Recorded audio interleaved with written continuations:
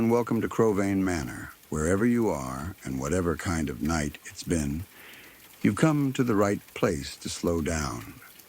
Let the world go quiet for a while. Out here, none of it needs your attention. Many of you return to these rooms night after night, and I'm grateful for that. There's a reason you keep coming back.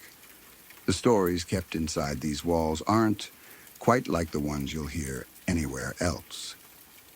Before we begin, leave a comment and tell me where in the world you're listening from tonight. I always enjoy reading them. And if these stories stay with you, a like and a subscribe help more than you know. Now get comfortable, breathe slow, and let's open the door together.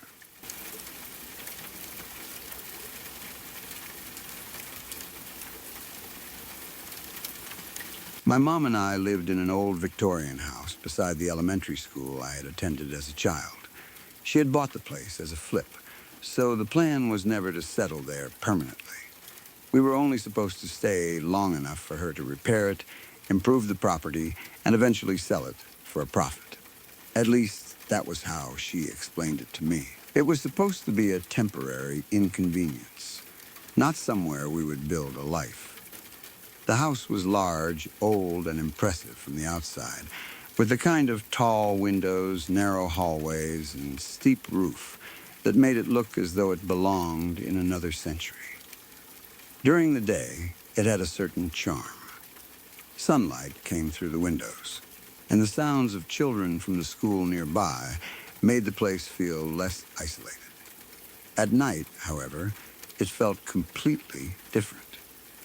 The rooms seemed larger after dark. The hallways looked longer, and every movement of the old wood traveled through the house. Floors creaked when no one appeared to be walking on them. Pipes knocked behind the walls. Doors shifted slightly in their frames whenever the weather changed. Because it was such an old property, there was always a normal explanation available for anything strange. That made it easy to ignore the first few incidents. The house had a finished attic that had been converted into a living space, and that was where I stayed. It was not the kind of attic filled with dusty boxes and exposed beams. Someone had turned it into a proper room, with walls, flooring, electrical outlets, shelves, and enough space for a bed and television. It felt almost like a small apartment, separated from the rest of the house. At first, I liked having the privacy.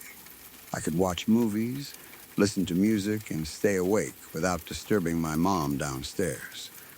The attic was reached by a staircase from the second floor, and once I was up there, the rest of the house felt far away.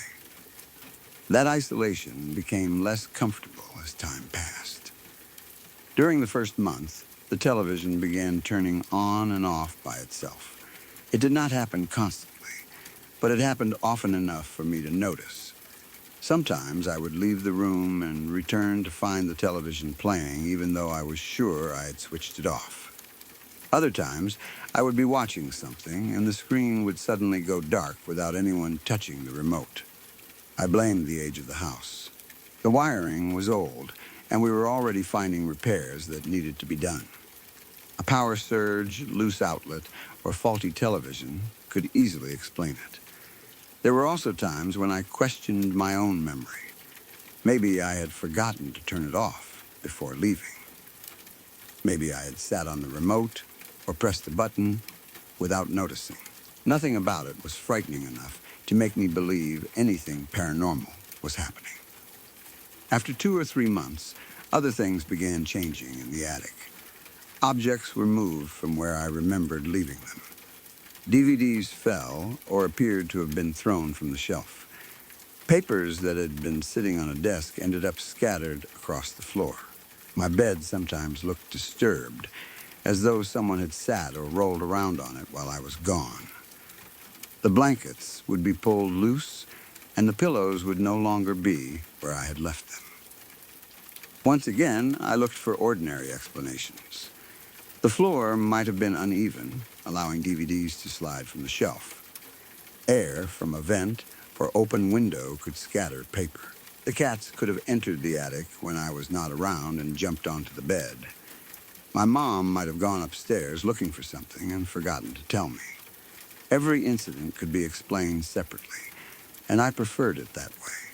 I would clean the room, put everything back, and continue with my day. I was skeptical by nature. I did not automatically believe in ghosts, and I had no interest in turning every odd sound into a haunting. Old houses have histories, but they also have bad wiring, loose boards, rodents, drafts, and plumbing problems. I knew that. I also understood that once someone decides a house is haunted, every harmless noise begins to support the idea. I did not want to fall into that way of thinking. Even when the attic felt uncomfortable, I told myself it was only because I was sleeping far from the rest of the house. If I heard a sound on the stairs, I assumed it was one of the cats. If the television turned on, I blamed electricity. If something moved, I blamed myself. Then, one night, something happened that neither I nor the woman who is now my wife could explain. My mom was out with friends, so my girlfriend at the time and I had the house to ourselves. We were in the living room watching a movie. The layout of that part of the house is important because it affected what we heard and how we reacted. There was a wall on the left side of the living room separating it from the area near the front door. In front of us was a 3/4 wall opening toward a connecting hallway. To the right was the kitchen, which also connected to the hallway and continued toward the front entrance. The staircase to the second floor began near the front door. The house's layout formed a kind of loop, meaning someone could move between the front hall, kitchen, and living room without always being visible. At some point, we paused the movie or walked into the kitchen to get ice cream. We were standing there talking when we heard footsteps in the hallway. They were loud and heavy. The sound was not the light tapping of a cat or the soft creak of wood settling. It sounded like a person wearing heavy boots or hard high heels, walking with purpose across the floor. Each step was clear and separate. The noise came from the direction of the front hall, as though someone had entered through the main door and was moving deeper into the house. My first thought was that my mom had come home early. I called out to her. There was no answer. We waited, listening for keys, a purse being placed on a table, or some sign that another person had entered. Nothing followed. The footsteps stopped, and the house became quiet again. My girlfriend and I looked at each other, but neither of us was ready to panic. We assumed we had misheard something. Maybe the cats had knocked over an object. Perhaps a branch had struck the house, or sound from the road had carried strangely through the front rooms. We dismissed it, returned to the living room, and continued watching the movie. A few minutes later, the footsteps started again. This time, they were on the staircase. The stairs led from the area near the front door to the second floor. We could hear the steps climbing one after another, each one pressing down on the old wood. Whoever was making the sound seemed to be moving upstairs. That immediately felt wrong. Everyone in the family normally entered from the back of the house. The front door faced a busy road and was inconvenient to use. The car park was behind the property, and the outside entrance connected directly to the kitchen. My mom would have parked in the back and walked in through that door. She would not have entered from the front and silently gone upstairs without speaking to us. I called her name again. The footsteps continued. There was still no answer. At that point, I took out my phone and called my mom. She answered, and I could hear loud music and voices behind her. She was clearly still out with her friends.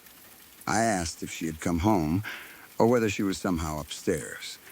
She sounded confused and told me she was nowhere near the house.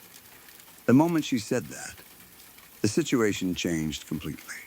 My girlfriend had heard the call. She knew my mom was not there.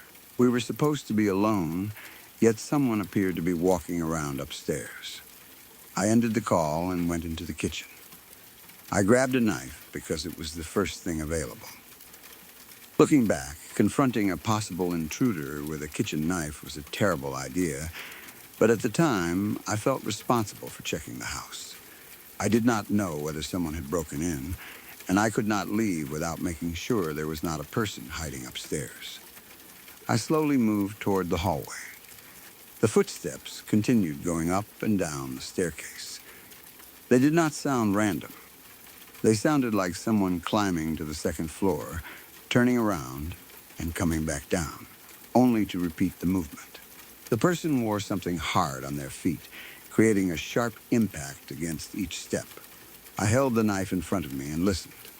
My girlfriend remained behind me, terrified. As I reached the hall, my mom's 2 cats suddenly came racing down the stairs. They were not calmly walking or playing with each other. They came down screaming, making sounds I had never heard from them before. Their fur was standing high along their backs, and their tails were puffed up. They ran past me as though something upstairs was chasing them. That was the moment I became certain there was a real person in the house. Cats can react to sounds people do not notice, but this was not mild curiosity. They were terrified. Whatever was happening upstairs had frightened both of them badly enough to send them running. I stepped around the corner, expecting to see an intruder on the staircase. No one was there. The steps were empty. The upper hallway beyond them looked dark and still. I stood there, holding the knife, staring at a staircase from which 2 panicked cats had just escaped. I yelled that whoever was inside needed to leave. I tried to sound confident, though my voice probably revealed how frightened I was. I warned that I had a weapon and that the police would be called. For a few seconds, nothing happened. Then, the footsteps began again.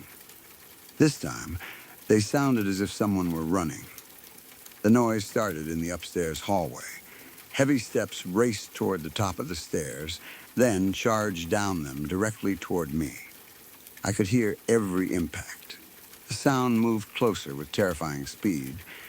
There should have been a person coming into view at any second. I raised the knife and prepared myself. Nothing appeared. The footsteps continued down the final steps and came straight toward the place where I stood, yet the staircase remained empty. There was no body, no shadow, and no movement in the air. The sound stopped almost in front of me. I had spent months explaining away the activity in the attic, but there was no explanation I could create for that. My girlfriend had heard the same footsteps. The cats had reacted to them. The sound had moved through the house as though a real person was walking, but there was no one there. We did not stay to investigate further. I called my dad, who lived only a few minutes away. He was a police officer and one of the most skeptical people I knew. I told him there might be someone inside the house. I explained that we heard footsteps upstairs and that the cats had run down in terror. My girlfriend and I left through the back entrance, got into her car, and drove a short distance down the street. We parked where we could still see the house, but were far enough away that anyone inside could not easily reach us. My dad arrived and entered the property. Because he was a police officer, he did not simply glance through a few rooms. He conducted a thorough search. He checked doors and windows, closets, the basement, the second floor, and the attic. He looked in any place where a person might hide. There were no signs of forced entry. Nothing appeared to have been stolen. No stranger was inside. We waited across the street while he searched. The house looked dark and silent from the car. I remember watching the upper windows, half expecting someone to stand behind the glass. I wondered whether whatever had made the footsteps was watching my father move from room to room. Eventually, he came out and told us the house was clear. His conclusion was that no one had broken in. He did not claim the house was haunted. but he could not explain what we had heard. He may have blamed the structure, pipes, or animals, but I knew the sound of footsteps. So did my girlfriend. The cat's reaction made it even harder to dismiss. My mom returned after my dad finished searching. She saw us and immediately noticed how shaken we were. We told her everything from the first footsteps in the hallway to the sound charging down the empty staircase. She listened calmly. Her response was strange. She did not laugh, argue, or tell us we were imagining things. She simply said, "Okay, we'll deal with this later." At the time, I did not understand why she reacted with so little surprise. I expected disbelief or concern about a possible intruder. Instead, she behaved almost as though she already knew what we were describing. I refused to sleep in the house that night. I did not want to return to the attic, especially after realizing the footsteps had come from the floor directly below it. The television turning on, the scattered DVDs, the papers, and the disturbed bed no longer seemed like unrelated accidents. Something may have been entering my room for months. After the house was repaired and eventually sold, my mom sat my wife and me down and finally told us what she knew about the property. The house had a disturbing history. The people who owned it during the years when I attended the elementary school next door, roughly between 1995 and 2000, had been a married couple with an abusive relationship. According to what my mom had learned, the husband was a sexual predator who had collected thousands of illegal images of children. He kept the material in an office located in the attic, the same attic where I had been living. Eventually, his wife reported him to the police. When officers arrived at the property to arrest him, he ran into the garage and took his own life. Afterward, the house remained on the market for years. Buyers either avoided it because of the history or failed to stay. The property lost value, which was one reason my mom had been able to purchase it cheaply enough to flip. Hearing that changed the entire experience. The attic had not only been a converted living space, it had been his private office, the place where he stored the evidence of what he had done. I thought about the television switching on and off, the DVDs thrown from the shelf, the papers scattered across the floor, the bed disturbed when I returned. If there was something left in the house, it seemed especially active in the room connected to him. We began to believe the presence tormenting us was the dead husband. It was impossible to prove, of course. A terrible person dying in a house does not automatically mean his ghost remains there. The details may have influenced how we interpreted the earlier events. Once someone learns a dark history, every unexplained sound seems connected to it. But my mom had not told us the history before the night of the footsteps. My girlfriend and I heard them without expecting anything paranormal. The cats reacted before we knew what had happened in the house.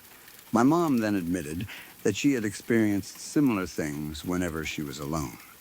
She had heard movement and strange noises that she could not explain. She also described nights of sleep paralysis when she would wake unable to move and see a man standing at the foot of her bed. Sleep paralysis can cause vivid hallucinations. People commonly see shadowy figures, intruders, or threatening faces while their bodies remain asleep. There is a clear medical explanation for that experience. But after everything else, my mom believed the man she saw was connected to the house. Her calm reaction when we told her about the footsteps suddenly made sense. She had already been frightened there.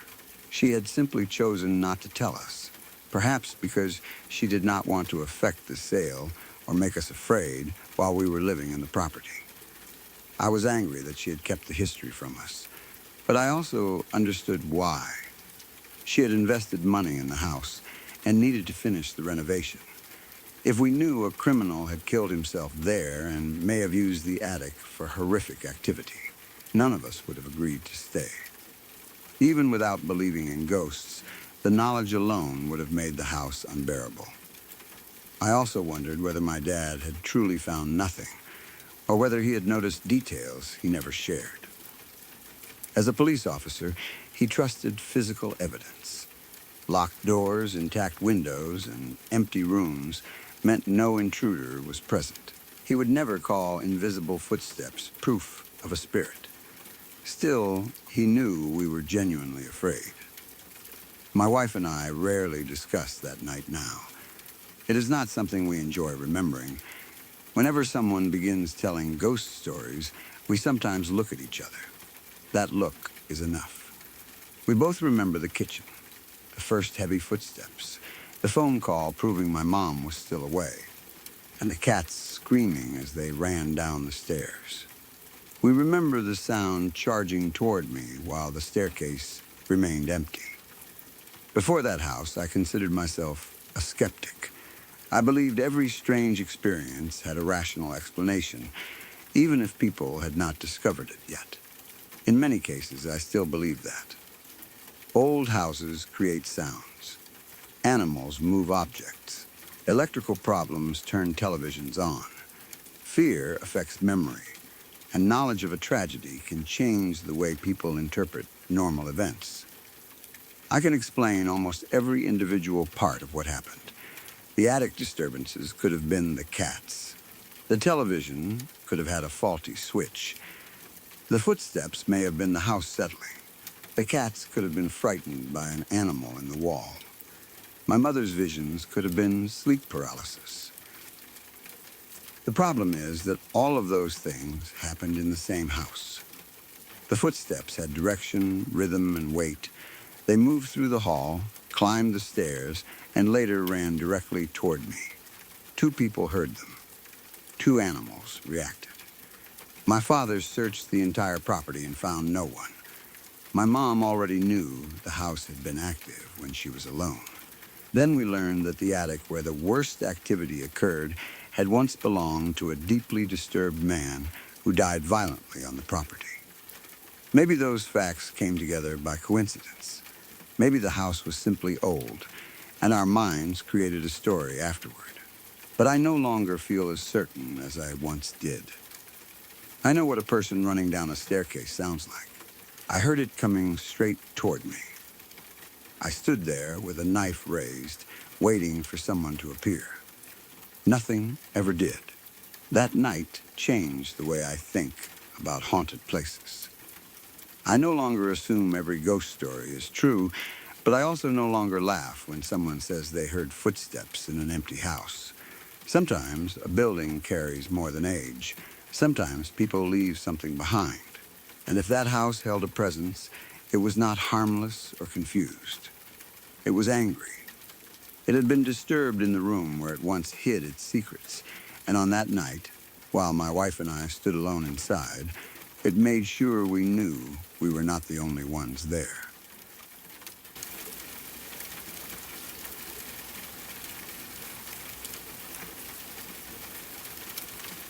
Or 2008, when I was staying overnight at my best friend's house. His parents were divorced, and they each had their own place, so sometimes we stayed with his mother and other times with his dad. On this particular night, we were at his dad's house, which stood in one of the older neighborhoods in the area. The house itself was old and a little dated, but it was comfortable. It had the kind of worn-in feeling that older family homes sometimes have. The furniture did not match perfectly. The floors made small noises when people walked across them, and the rooms looked as though they had not been renovated for many years. Still, it felt warm and familiar rather than frightening. I had stayed there before, and nothing unusual had ever happened. The neighborhood was equally old. Most of the houses had been built close to the road, with small front gardens, porches, and mature trees along the street. At night, it became extremely quiet. There was not much traffic, especially after midnight, and there were no businesses nearby that stayed open late enough to bring people into the area. Our routine during sleepovers was always about the same. We would play video games for hours, eat junk food, drink too much soda, and talk about anything that came into our heads. We were young enough that staying awake past midnight still felt like we were doing something exciting, even though all we were really doing was sitting in a bedroom surrounded by empty snack bags and game controllers. That night was no different. We played games until around 1 in the morning and eventually decided we were tired enough to stop. We turned everything off, settled into the room, and tried to sleep. We almost never fell asleep immediately. Once the television and games were off, we would usually spend another hour talking in the darkness. Those conversations could go anywhere. Sometimes we talked about school or people we knew. Other times we discussed what we wanted to do with our lives, where we might live when we were older, or what the future would look like. We also liked strange theories. We talked about ghosts, secret government projects, the end of the world, and things we had seen in movies or read online. Most of it was not serious. We were entertaining ourselves and seeing who could come up with the craziest idea. That night, the conversation turned to aliens. We started discussing whether intelligent life existed somewhere else in the universe. We talked about how large space was and how unlikely it seemed that Earth could be the only planet with life. We wondered whether aliens had already visited, whether governments knew about them, and whether ordinary people might see things they could not explain. There was nothing frightening about the conversation at first. We were lying in the dark, half joking and half serious, imagining what extraterrestrial life might look like. The bedroom window faced the street, and the curtains or blinds were open enough for us to see the darkness outside. Then, a bright blue flash filled the window.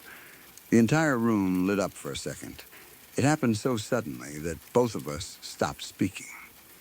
We turned toward the window, then looked at each other. The fuck was that? Neither of us had an answer. The flash had been too bright to ignore. It was not a small light passing across the ceiling or a reflection from a distant television. It had illuminated the window and part of the bedroom with a sharp blue glow. Our first thought was that a car had driven past. Headlights can sweep across a room, especially when a vehicle turns at the end of a street.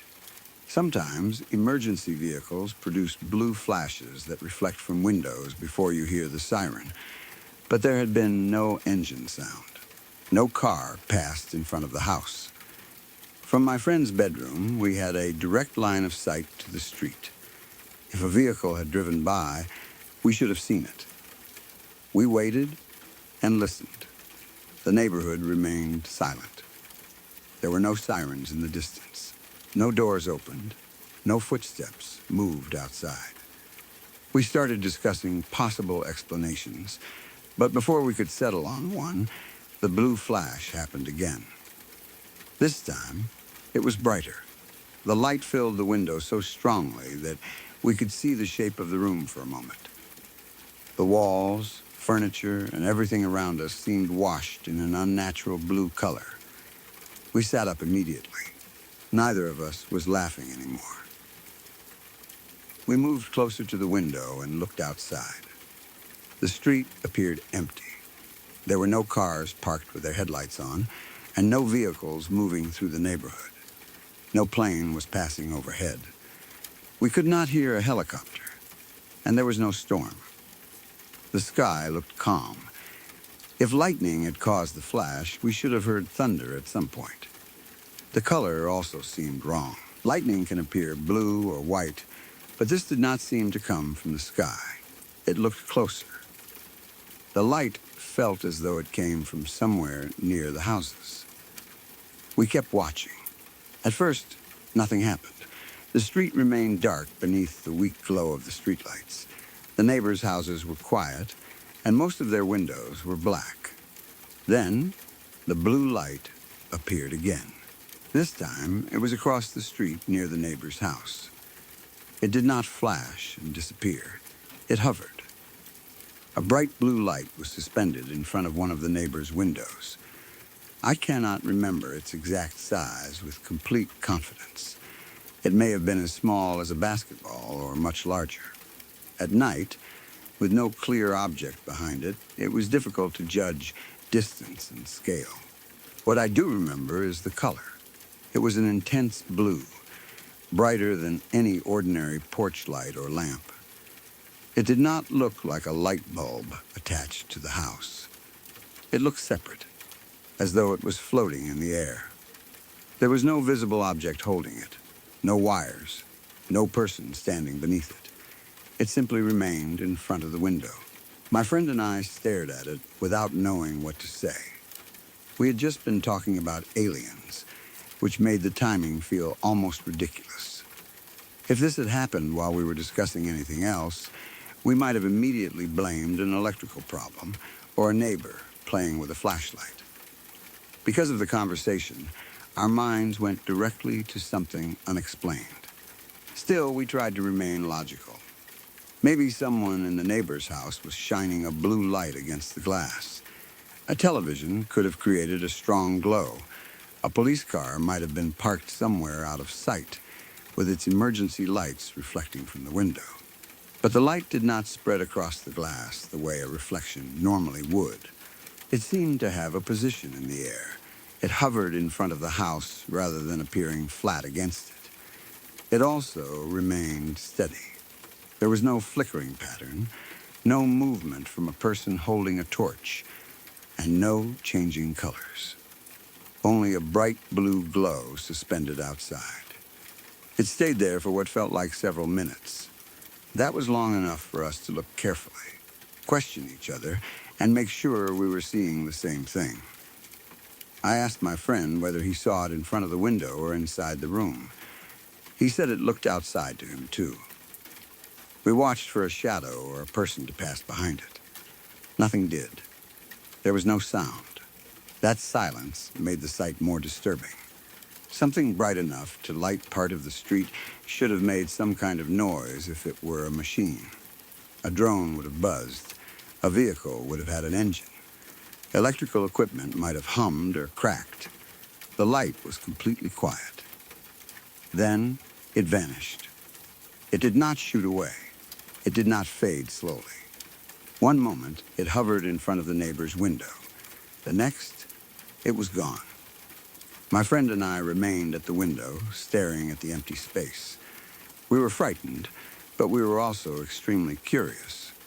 Neither of us wanted to look away in case it came back.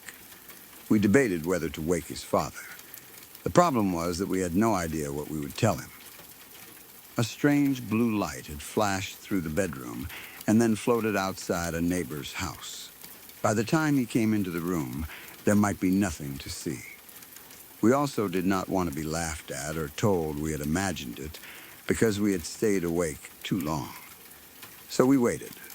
For around 30 minutes, nothing happened. We remained awake, watching the street and discussing possibilities in quiet voices. Maybe it had been ball lightning. We had heard of rare glowing spheres appearing during storms, though there had been no storm that night. Ball lightning is often described as floating, glowing, and disappearing suddenly. The color can vary, and some reports describe blue or white light. That explanation seemed possible until we remembered the first two flashes. Had the light been moving between the houses? Maybe it had appeared close to our window, then crossed the street. Perhaps the flashes were caused when it moved too quickly for us to see its full shape. We also considered an electrical transformer. A damaged transformer can produce an intense blue flash. If power equipment across the street was failing, that could explain the color. But there had been no explosion. The lights in the house never went out. There was no buzzing, smoke, or fire. A transformer would not hover silently in front of a window for several minutes. We thought about a powerful flashlight. Someone could have been playing a prank, shining a blue filtered light toward the houses. But the street was empty, and the light seemed too concentrated. It did not move like a beam controlled by a person's hand. After half an hour with no further activity, we began thinking it was over. We were still nervous, but tiredness started returning. We may have moved away from the window slightly or tried to settle back down. Then the blue light appeared again. This time it was in the middle of the street. It did not simply flash. It moved. The glowing light slowly traveled down the center of the road. It stayed low, though I cannot say exactly how high above the ground it was. It may have been several feet in the air, or close enough to the street to seem almost level with a person's head. The movement was smooth. It did not bounce like a flashlight carried by someone walking. It did not drift unpredictably like a balloon caught in the wind. It moved in a controlled, steady direction along the road. My friend and I pressed closer to the window. We watched it travel past the houses. There was still no visible object connected to it. No vehicle drove beneath it. No person followed. It was only the blue light, moving alone down the middle of the empty street at 1 in the morning. The longer we watched, the less human it seemed. If it was a person with a light, we should have seen a body at some point. The blue glow was bright enough that it should have illuminated whoever carried it. But nothing appeared inside the light. There were no legs beneath it, no hands around it, no shadow following behind. It moved as though it did not need anything to carry it. We could not hear a motor. The neighborhood remained completely quiet.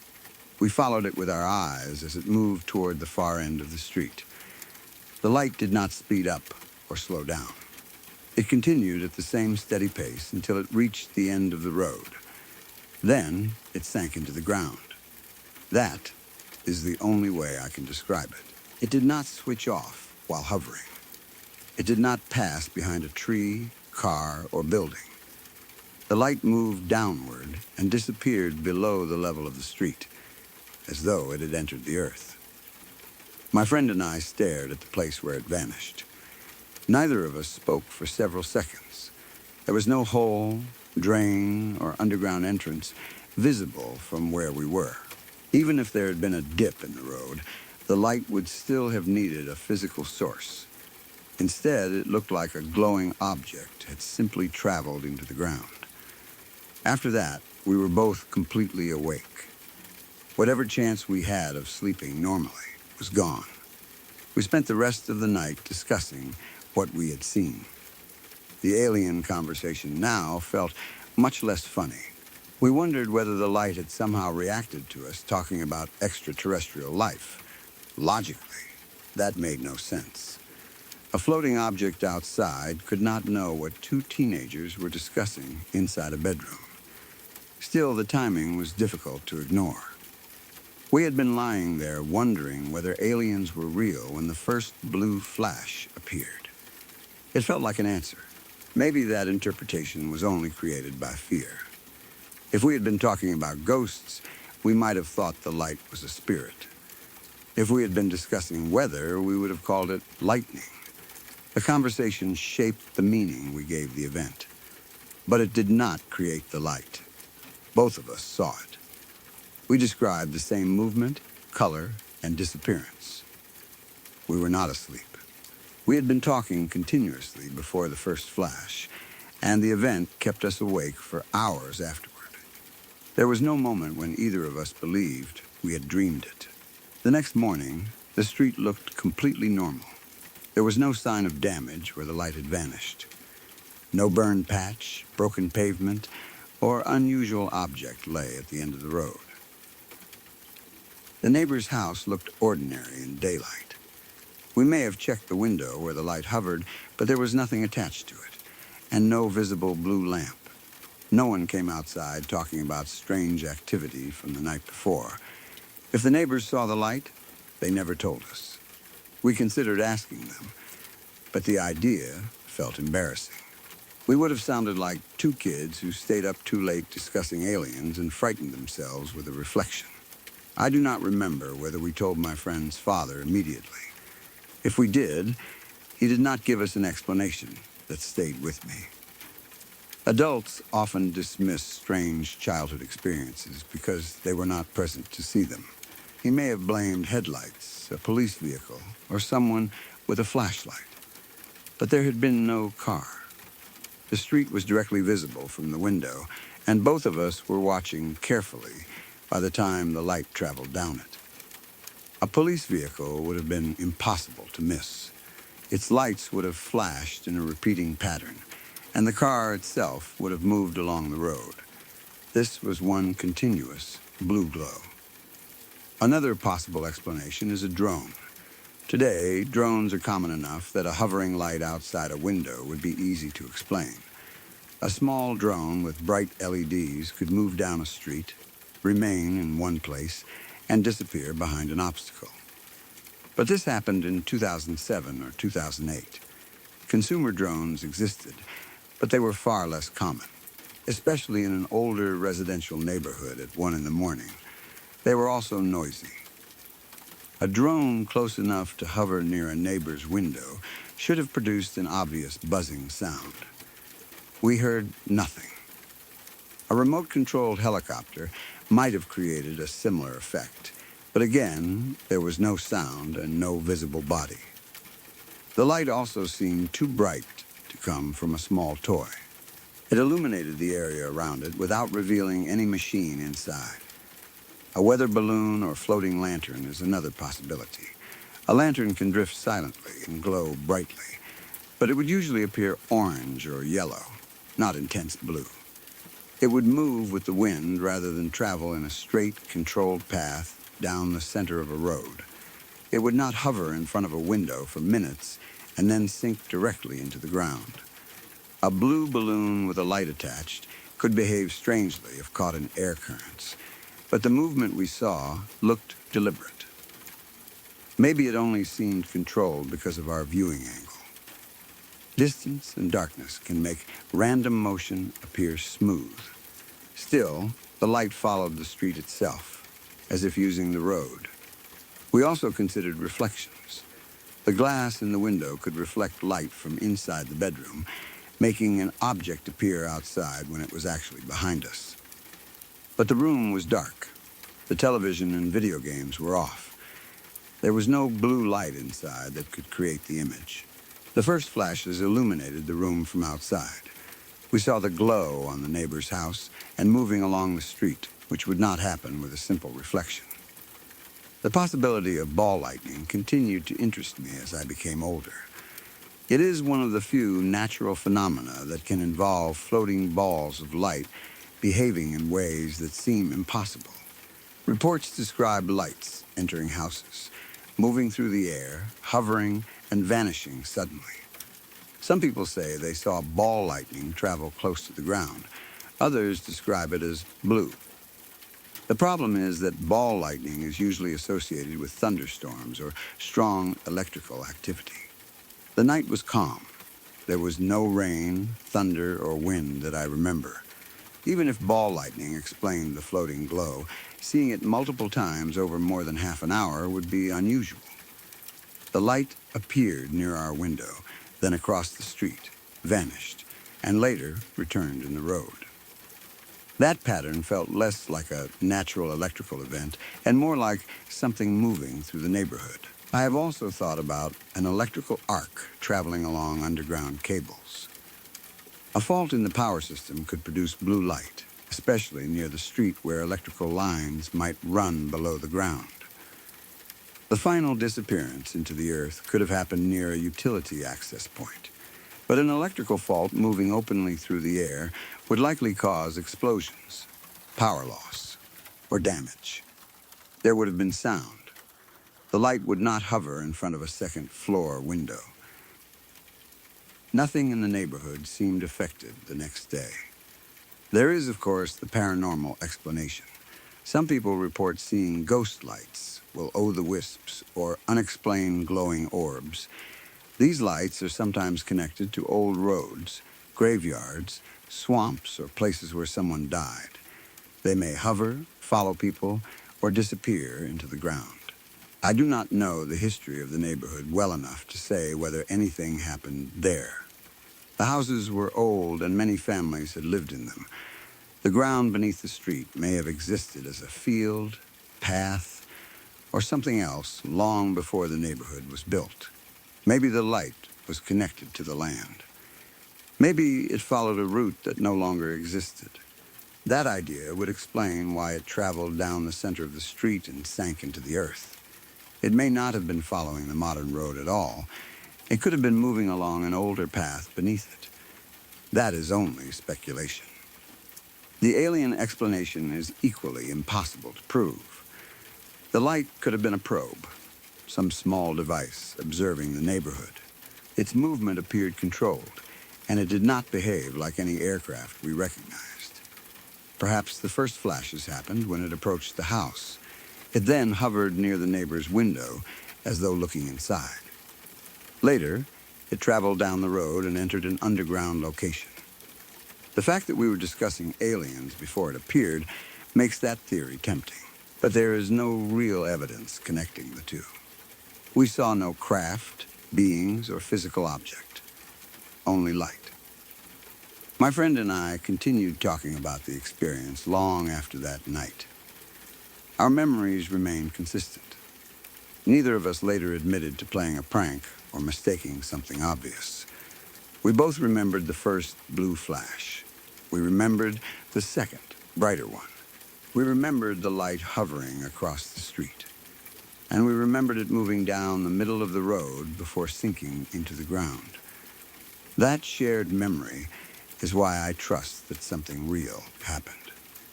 People can misidentify real objects together. We may be completely wrong about what the light was. But we did not invent it.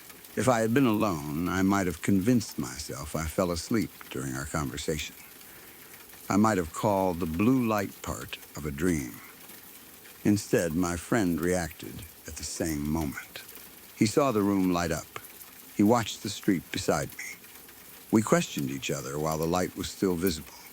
Years have passed, and I have never seen anything like it again. I have seen emergency lights reflected from windows. I have watched drones at night. I have seen transformers explode, distant lightning, fireworks, aircraft, and strange reflections. None of them looked like the blue light from that street. The closest comparisons explain only one part. A transformer can create the color, but not the movement.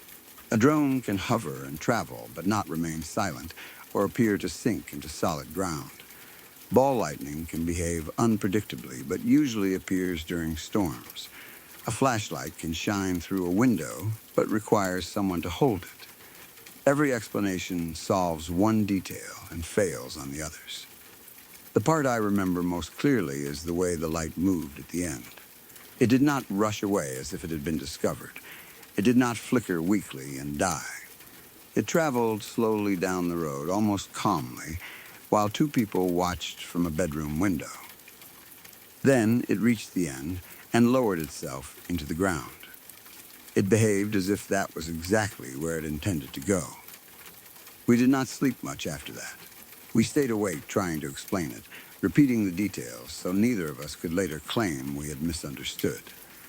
The old house made its usual sounds around us, but every creak now felt connected to what was outside. We kept checking the window, expecting the blue glow to return. It never did. By morning, the event was over. The street was ordinary again. People woke, cars began moving, and daylight erased every trace of the strange thing that had traveled through the neighborhood. I still do not know what we saw. I cannot say it was alien, supernatural, or even truly unexplained in a scientific sense. There may be a rare electrical or atmospheric explanation I have never learned. What I know is that it was not a dream. My friend and I were both awake. There were no vehicles on the street and no planes above us. The light was bright enough to illuminate the bedroom. It hovered in front of the neighbor's window for several minutes. Then, after disappearing for around half an hour, it returned and traveled alone down the road.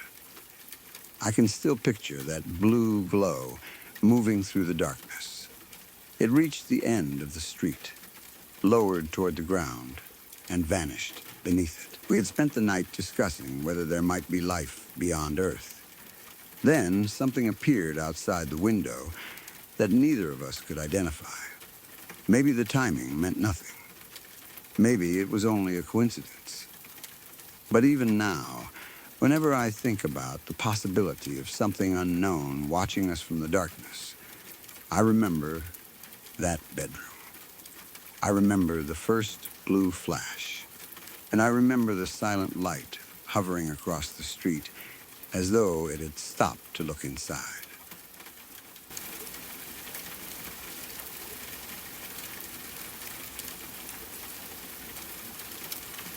My family home had been passed down for 3 or 4 generations, so by the time I was growing up there, the house already carried a lot of history. It did not look ancient from the outside because different relatives had renovated it over the years. Rooms had been added, walls changed, and modern things installed. From the road, it looked like a fairly normal colonial-style house with a garage attached to it. There was nothing about it that immediately suggested tragedy or anything supernatural. But inside, you could still feel that the house had existed long before us. Some parts of the floor creaked no matter how carefully you walked. Certain doors never sat properly in their frames. In winter, cold air seemed to come from places no one could find. At night, sounds traveled through the walls in strange ways, so a noise from another room could sometimes seem as though it came from directly behind you. Most of the time, we ignored those things. With 5 siblings in the house, there was almost always someone awake, moving around, arguing, watching television, opening a cabinet, or going into the kitchen. If we heard footsteps in the hallway or a door closing, there was usually an obvious explanation. The garage was another story.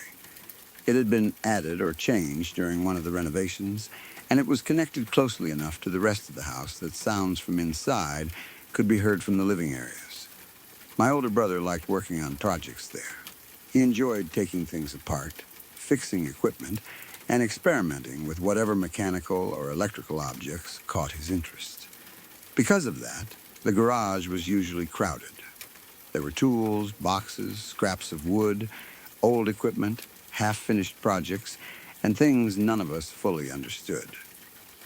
Some items belonged to my father, while others had been collected by different family members over the years. At night, the garage felt much larger than it really was. The car took up most of the center space, while the shelves and work areas created deep shadows around the walls. When the main light was off, only small amounts of light came through the windows or beneath the door from the house. This happened when I was around 12 or 13 years old. I cannot remember my exact age, but I know I was young enough to feel nervous about dark rooms while still being old enough to pretend I was not afraid. It was either a Friday or Saturday night, because my sisters and I were allowed to stay up later than usual. 2 of my sisters were with me, and the 3 of us were hanging around while the rest of the family slowly settled down for the evening. Earlier that night, something already felt wrong. I remember seeing my mother crying. This was unusual enough that my sisters and I immediately wanted to know what had happened. Children often assume that when a parent is upset, something terrible must be going on. We wondered whether someone had died, whether our parents were arguing, or whether there had been bad news we were not being told. We asked her why she was crying. She did not give us a real answer. She only said, "This day holds bad memories." That sentence stayed with me. At the time, I did not understand what she meant. I thought maybe something painful had happened years earlier, but she clearly did not want to explain it. My sisters and I kept asking questions, but she would not tell us more. Eventually, we stopped. The night continued normally, but the mood in the house had changed. Even though my mother tried to move on, I could still tell she was upset. I kept thinking about her words. This day holds bad memories. I wondered what memories she meant and why she could not tell us. By around 11 o'clock, my father was finishing his work and getting ready for bed. My older brother was asleep on the couch. He was completely passed out, lying there in a way that made it obvious he would not wake easily. My sisters and I were still awake. Then we heard a noise from the garage. It sounded like something shifting or being moved. At first, none of us became frightened because our immediate thought was that my older brother was working on one of his projects. He often went into the garage late and made enough noise to be heard through the wall. Then we looked toward the couch. He was still there. He had not moved. That meant someone else, or something else, was in the garage. The noise came again. It was not a single small tap. It sounded like something had bumped into a shelf or moved near the car. Our next thought was raccoons. Animals sometimes found ways into garages, sheds, and basements. A raccoon could easily knock over tools, open a box, or make a sound heavy enough to seem like a person. That explanation made sense. My father decided to check. He brought a shotgun. My sister grabbed a bat. I took a broom. Looking back, the image probably would have seemed funny from the outside. My father was prepared for a serious threat. My sister had something that could actually hurt an intruder, and I was carrying an ordinary broom as though I might fight off a raccoon with it. At the time, none of us were laughing. We opened the door leading into the garage. The space beyond was completely dark. My father entered first. My sister and I followed behind him, holding our ridiculous weapons and trying to look brave. The garage smelled like oil, old wood, dust, metal, and whatever chemicals my brother used for his projects. My father reached for the light switch. When he turned it on, the entire room became visible at once. Nothing was there. No raccoon stood near the shelves. No stranger hid beside the car. No tools rolled across the floor. The garage looked exactly as it normally did. We checked the corners. My father looked around the car, behind the workbench, and near the doors. We searched for signs that an animal had entered. There were no overturned boxes, open windows, or obvious paw prints. We listened for movement in the ceiling or walls. Everything was quiet. After a few minutes, my father decided there was nothing to worry about. He probably assumed something had settled on a shelf or that a small animal had already escaped. He left the garage and returned to getting ready for bed. My sister remained because she had become interested in my older brother's projects. She walked toward the work area and began looking over the things he had been building or repairing. I stayed with her. The light was still on, so the room no longer felt frightening. I began explaining some of the projects to her. I knew a little about what our brother was working on and tried to describe how certain pieces fit together. For a few moments, everything felt normal again. Then I had the sudden feeling that someone was watching me. There was no sound. Nothing moved. The feeling arrived without warning. It was so strong that I stopped speaking. The back of my neck tightened, and every part of me became alert. I did not have time to ask my sister whether she felt it too. We both turned around at exactly the same moment. She raised the bat. I lifted the broom. In front of the car stood a dark silhouette. It was completely black, darker than the shadows around it. I could not see a face, clothing, hands, or any details. The shape looked human. It appeared tall enough to be an adult, but the bottom of it did not seem properly connected to the ground. It looked as though it was floating. Another possibility was that it was hanging from something, though I could not see a rope, wire, or support above it. The figure simply remained in front of the car, staring at us. There was enough light in the garage that we should have been able to see more. The main bulb was on. The car reflected light. The walls and tools around the figure were visible, yet the shape itself remained only a silhouette. It had no features, no eyes, no visible mouth. Still, I knew it was looking at us. My sister and I froze. Neither of us swung our weapon or moved toward the door. The figure did not attack. It did not step forward. It hung there in absolute silence. For a moment, I thought it might be a reflection on the car window. Maybe one of us was seeing our own shape distorted in the glass. But it was standing in front of the car, not inside a reflection that matched our movements. It did not move when we did.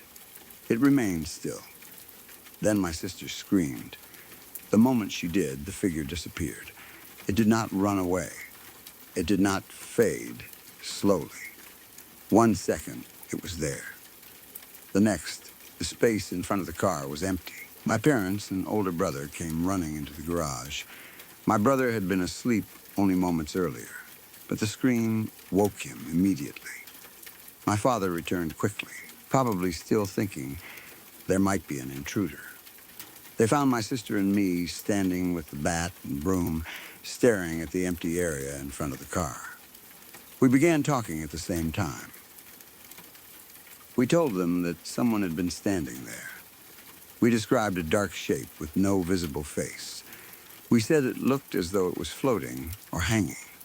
The adults looked around. Nothing was there. The doors were still closed. There was no person hiding behind the car. No one could have crossed the garage and escaped in the second between my sister's scream and the family arriving. My parents tried to calm us down. They said we had probably seen a reflection in the car window. The garage light could have created strange shapes. My sister and I were standing near one another, holding objects, and the glass or polished metal might have reflected us in a distorted way. That was the explanation they preferred. We did not believe it. A reflection should have moved with us. The silhouette had remained still while both of us turned and raised our weapons. It also seemed to be in front of the car, not on the surface of a window. Most importantly, both of us had felt watched before seeing it. Neither of us told the other to turn around. We moved together because we sensed the same thing. Still, we were young, and the adults wanted the event to have a simple explanation. My mother was already emotionally upset because of the date. My father was tired and getting ready for bed. No one wanted to believe a shadowy figure had appeared in the garage. After searching again and finding nothing, we all went back inside. I do not think my sister and I stayed in the garage any longer. The rest of the night felt uncomfortable. Every sound from that direction made me think the figure had returned. I kept picturing the place in front of the car. I remembered the way the shape seemed to hang above the floor. At the time, I did not understand why that detail felt important. Years passed. My sister and I occasionally talked about the experience, but it was never something the whole family discussed seriously. It became one of those childhood memories that adults explain away. We had been tired. The garage was filled with reflections. The strange noises made us nervous. Our mother's sadness had put us in a dark mood.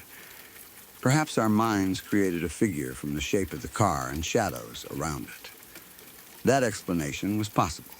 Two people can misinterpret the same object, especially if they are standing beside one another and already frightened. But the memory remained clear. We had not seen a vague shape out of the corner of our eyes. We turned together and looked directly at it. It was there long enough for us to understand that it looked human.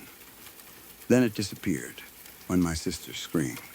Years later, we learned the truth about that date. It was the anniversary of our great-uncle's death. More than 40 years before the night of our experience, he had taken his own life. He had hung himself. That was why my mother had been crying. That was why she said the day held bad memories. She had not wanted to tell her children about a family suicide late at night, especially when we were still young. The information alone was disturbing. Then we learned another detail. Our great-uncle's body had been found in the garage. More specifically, it had been found in the exact area where my sister and I saw the dark silhouette, in front of the car. I remember the chill that moved through me when I understood the connection. The figure had not simply looked like it was floating. It had looked like it was hanging. At 12 or 13, I did not know our great-uncle had died that way. My sister did not know either. We had no reason to create that image. My mother had only said the day held bad memories. She did not mention a person, a death, the garage, or hanging. Yet later that night, a human-shaped shadow appeared in the exact place where his body had been discovered decades earlier. That changed the entire memory. The noises from the garage may have been the first sign. Something wanted us to enter. My father searched first and found nothing. Then, after he left, my sister and I remained behind. We felt watched. We turned. The figure appeared. It may not have been there for my father. Maybe it was meant only for us. Or perhaps it had been there the whole time. But we were the only ones able to see it. I began wondering whether the anniversary mattered. If the same date returned each year, perhaps the house remembered what happened. Maybe certain events leave something behind, especially when they happen violently or with great emotional pain. My great-uncle had died in that space. His family had found him there. The memory of that moment may have remained connected to the garage long after renovations changed the rest of the house. The building had passed through generations, but the location had not forgotten. I do not know whether I believe in ghosts in the traditional sense. There may be logical explanations for what we saw. The silhouette could have been a reflection. The strange feeling may have come from fear after hearing noises. The timing with the anniversary could be coincidence, especially because we only learned the connection years later. Memory also changes. After discovering the truth, we may have remembered the figure as more clearly hanging than it originally appeared. That is possible. People often reshape old memories when new information gives them meaning. But some details existed before we knew anything. My sister screamed because she saw the same thing. We both described a silhouette. We both said it was floating or hanging. We both identified the exact location. Those parts did not come later. The anniversary only explained why they mattered. I sometimes think about my mother crying earlier that evening. Did she already feel something unusual in the house? Was she only grieving the memory, or did the anniversary always affect the building in some way? Perhaps she had heard noises from the garage on other years. Maybe she knew more than she told us. Families sometimes hide painful history from children. Believing silence will protect them. The problem is that houses do not always keep the same secrets. My great-uncle had been part of the family home long before I was born. His death became a story no one wanted to discuss. The house remained. The garage remained. The place where he was found became an ordinary parking space. Cars came and went. Tools were stored nearby. My brother built projects in the same room. Life continued around the location until the tragedy became invisible. But on the anniversary, something appeared there again. The silhouette did not speak. It did not try to hurt us. It only stared. Sometimes I wonder whether it was truly our great-uncle. Maybe it was only an image of his final moment, repeating without awareness. Some people believe traumatic events can leave an imprint on a place, like a recording that plays under certain conditions. If that is true, the figure may not have seen us at all. It may have been only a shadow of the past. But I remember the feeling of being watched. I remember that both of us turned before the figure appeared clearly. It felt aware of us. Another possibility is much darker. Maybe the thing in the garage was not our great-uncle. Perhaps something connected to his death remained there. The silhouette could have been using his shape or repeating the way he died. That would explain why it did not have a face. It was not a person returning. It was something imitating a tragedy. I prefer not to think about that possibility for long. The house did not have constant paranormal activity. We did not see figures every week or hear voices calling our names. Most days were normal. That makes the garage sighting stand out even more. It happened once. It happened on the anniversary. It appeared in the exact place. It looked like a hanging body. Then it disappeared. If the house had been filled with strange events all the time, I might blame our imaginations or say we had grown used to believing it was haunted. Instead, the experience seemed connected to one specific memory the adults had tried to keep hidden. My sister and I still remember it. We do not need to convince one another. She was there. I was there. We both turned at the same moment. We both saw the shape. When one person sees something strange, it can be dismissed as imagination. When two people see the same thing independently, the explanation becomes harder. The family's answer about the reflection never satisfied us. A reflection does not explain the garage noises. It does not explain why we both felt watched. It does not explain why the figure disappeared at the sound of a scream. It definitely does not explain the date or location. Maybe all of those things were coincidences. That is the safest answer. A strange sound brought us into a garage. The lighting created a human shape. Fear caused us to interpret it as floating. Years later, we learned about a suicide and connected the memories. That is possible. But every time I imagine the figure, I see it clearly in front of the car. It was not standing like a normal person. Its lower body did not seem to touch the floor. The shape hung in the air. For years, I thought that was only the strangest part of the sighting. Then, I learned how my great-uncle died. Now I think about what might have happened if my sister had not screamed. Would the silhouette have remained there? Would it have moved closer? Would we have seen a face?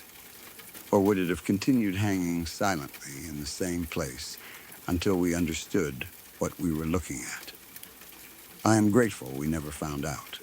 The garage is still part of the family home. During the day, it looks ordinary. A car sits where it always sits. Tools and projects fill the work areas. Nothing marks the location where someone died more than 40 years before that night. But I know where it happened. So does my sister. We stood there without knowing the history and saw something shaped like a man suspended in the exact same space. My mother had told us only one thing. This day holds bad memories. By the end of that night, the house had shown us what she meant.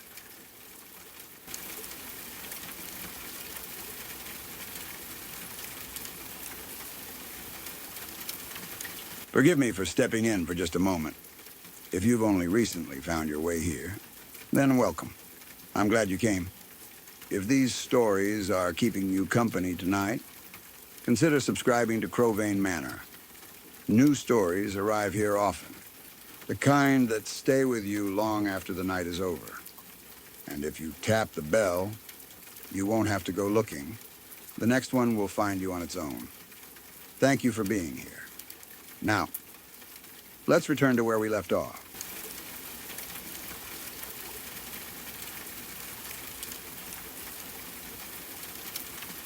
My mom and I moved into another apartment. At first, there was nothing about the place that seemed especially frightening. It was simply a new home, and like most new apartments, it took some time to get used to the rooms, the sounds, and the way everything was arranged. We were still unpacking, learning where to put things, and trying to make the place feel like ours. The first strange thing happened before we had been there very long. I had walked to the new apartment wearing a scarf and a necklace. I remembered taking off my scarf after arriving and suddenly realizing the necklace was gone. It was not a cheap piece of jewelry I could easily forget about. I noticed the loss almost immediately and began searching for it. I checked around the entrance. I looked through my clothes and shook out the scarf in case the necklace had become caught inside the fabric. I searched my pockets, the floor, and the area where I had taken everything off. Nothing. I thought perhaps the chain had broken while I was walking. That seemed like the most logical explanation. Maybe it had fallen somewhere along the route without me noticing. I went back outside and retraced the entire walk. I moved slowly, scanning the pavement and checking the sides of the path. I looked near cracks, drains, grass, and anywhere a small metal chain might have landed. I searched the whole way back. I found nothing. When I returned to the apartment, I checked again. I removed my shoes and looked inside them. I checked my socks too, even though it seemed impossible that the necklace could have fallen into one without me feeling it. I searched my clothes more carefully. I ran my hands through the scarf and checked every fold. The necklace was gone. For the next few days, I kept thinking it might appear somewhere obvious. Sometimes people misplace things and later find them under a coat, inside a bag, or behind furniture. But it did not show up. Around 2 weeks after we moved in, my mom ordered me a replacement. By that point, we had accepted that the old necklace was lost. There was no reason to keep searching for it. The chain had probably broken outside, and someone may have picked it up before I walked back. The new necklace arrived about a week later. Then the old one reappeared. I woke up or entered my bedroom and saw it lying on the floor beside my bed. It was not near the door or hidden under furniture. It was directly next to the bed, close to where my head would have been while I slept. I stared at it for several seconds before picking it up. It was definitely the missing necklace. The chain was not broken. The clasp worked. There was no obvious damage that explained how it could have fallen off while I was walking.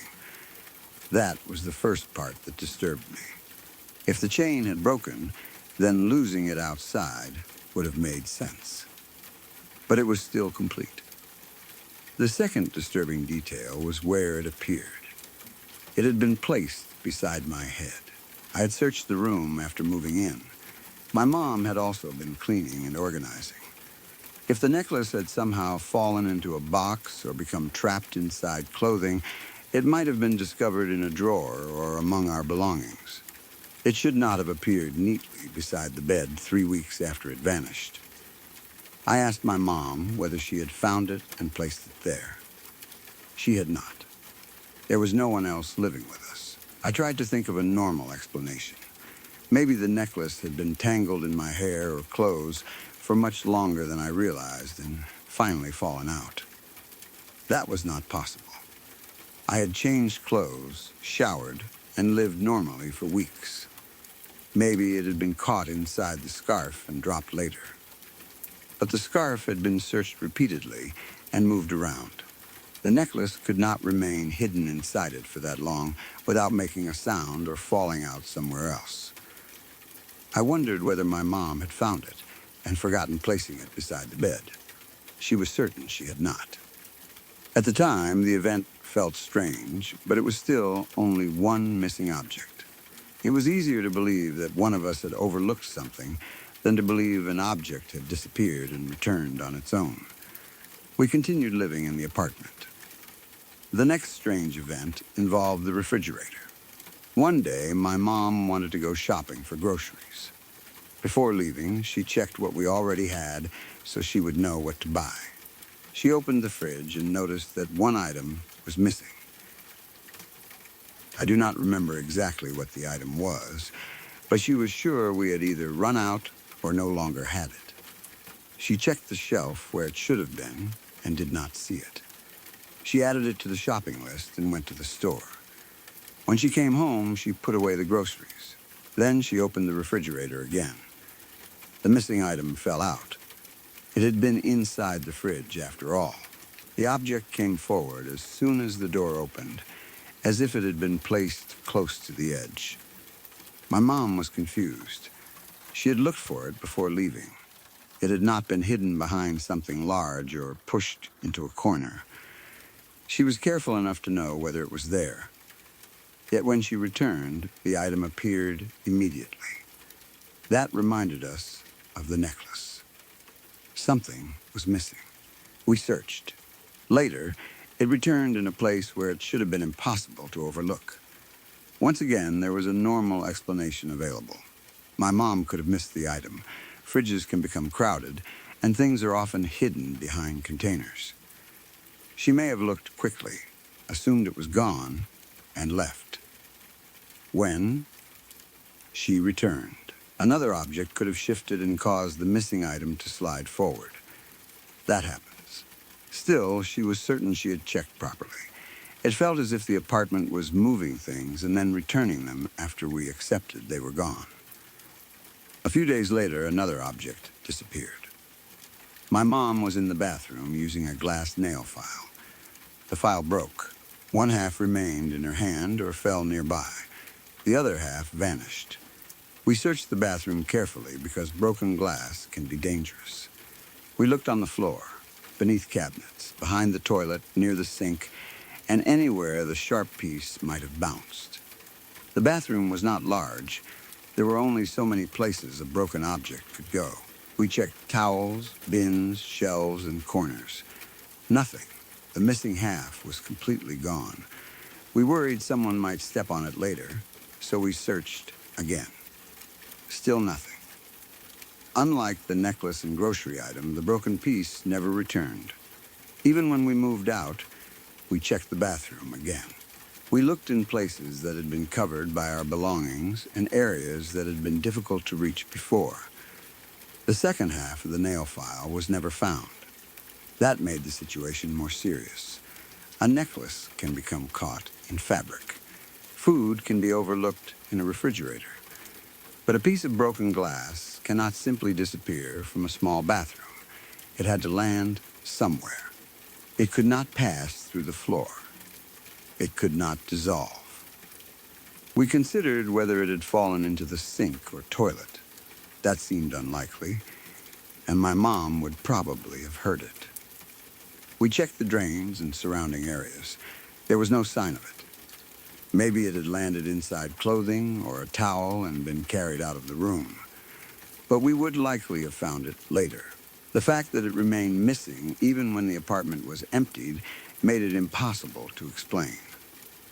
Around that time, the bathroom began feeling like the center of the strange activity. There was a glass door in the bathroom that led to an attic area. The design itself was unusual. I do not know whether the attic entrance had originally been somewhere else or whether the apartment had been renovated, but the door was there, built into the bathroom. Because it was made of glass, we could see its surface clearly, though the area beyond it was darker. The attic was not a place we used regularly. It felt separate from the rest of the apartment, like part of the building that did not fully belong to us. Then my mom began waking at night to find the bathroom light on. At first, she assumed I had used the bathroom and forgotten to switch it off. She would get out of bed, walk into the hallway, and turn the light off. Later the same night, she would wake again. The light was back on. She turned it off again. Then, it happened another time. This repeated several times in one night. I was asleep. My mom knew I had not been moving through the apartment. She was a light enough sleeper that she would have noticed me opening doors, walking to the bathroom, and returning to bed. Even if I had been sleepwalking, I would have needed to leave my room, switch on the light, and go back without waking her. Doing it once might have been possible. Doing it several times in one night was much harder to believe. The switch was not the kind that could easily move on its own. Someone had to physically turn the light on. We thought about electrical problems. A faulty switch or wiring issue could cause a light to flicker or remain on. But this light was not flickering. It was fully on. My mom would switch it off, return to bed, and later find it on again. We considered whether the bulb or switch could have a loose connection. That might explain unexpected behavior, but normally a loose connection causes a light to turn off, flicker, or respond badly when touched. It does not usually move a wall switch back into the on position. My mom began checking the bathroom more carefully. She looked at the window, the door, and the attic entrance. Nothing appeared disturbed. The apartment remained locked. No one else should have been inside. By then, the events were no longer easy to treat separately. The necklace disappeared and returned beside my head. The grocery item vanished from the fridge and fell out after my mom came home. Half of a broken nail file disappeared from a closed bathroom. The bathroom light turned itself on repeatedly at night. It felt like something was interacting with our belongings and moving through the apartment while we slept or left rooms empty. The most frightening moment came when we noticed the handprint. There was a fresh-looking handprint on the glass door leading to the attic. It was visible enough that we could make out the shape. A palm. Fingers, the kind of mark someone leaves when pressing their hand against glass. We stared at it. Neither of us remembered touching the door. The mark looked recent, not like an old dusty print that had been there before we moved in. The height and position made it feel as though someone had pressed from one side of the glass. I do not remember whether the print was on the bathroom side or the attic side, but either possibility was disturbing. If it was on our side, then someone had stood in the bathroom and placed a hand there. If it was on the attic side, then someone had been inside the attic. We had not invited anyone in. We did not know of anyone who had access. My mom checked the apartment and locks. There was no sign of forced entry. Nothing had been stolen. No drawers had been opened or rooms searched. The activity did not feel like a normal burglary. A burglar does not usually return a necklace, hide groceries, remove part of a broken nail file, turn on a bathroom light repeatedly, and leave a handprint on an attic door. Still, there was one important detail. The landlord had a key. We learned that later. Where we lived, the landlord keeping or using a key without our knowledge was illegal. We had not been told that someone else could enter the apartment. That created a possible human explanation. Maybe the landlord had come inside while we were away. Perhaps he moved things, entered the bathroom, or used the attic access. The handprint could have belonged to him. The missing food item might have been moved during an unauthorized visit. The broken nail file could have been picked up and removed. That possibility was extremely disturbing because it meant someone had access to our home without permission. It also made the necklace's location beside my bed feel much more threatening. If a person had placed it there, then someone had entered my bedroom and stood close to where I slept. Maybe they found the necklace outside, in the hallway, or elsewhere in the building. Perhaps they recognized it and returned it without speaking to us. But why place it next to my head instead of leaving it on a table or telling my mom? Why wait 3 weeks? Why enter the bedroom at all? The landlord explanation also failed to explain the bathroom light. Someone could enter the apartment and switch it on, but my mom was awake in the home that night. She turned it off several times. A person would have needed to hide inside the apartment or attic and switch it on again after she returned to bed. That would mean someone was moving around while we were sleeping. It is hard to decide whether that is more or less frightening than a ghost. We began feeling unsafe. Every sound from the bathroom made us listen. Whenever something went missing, we wondered whether it would return somewhere strange. My mom checked the locks more often.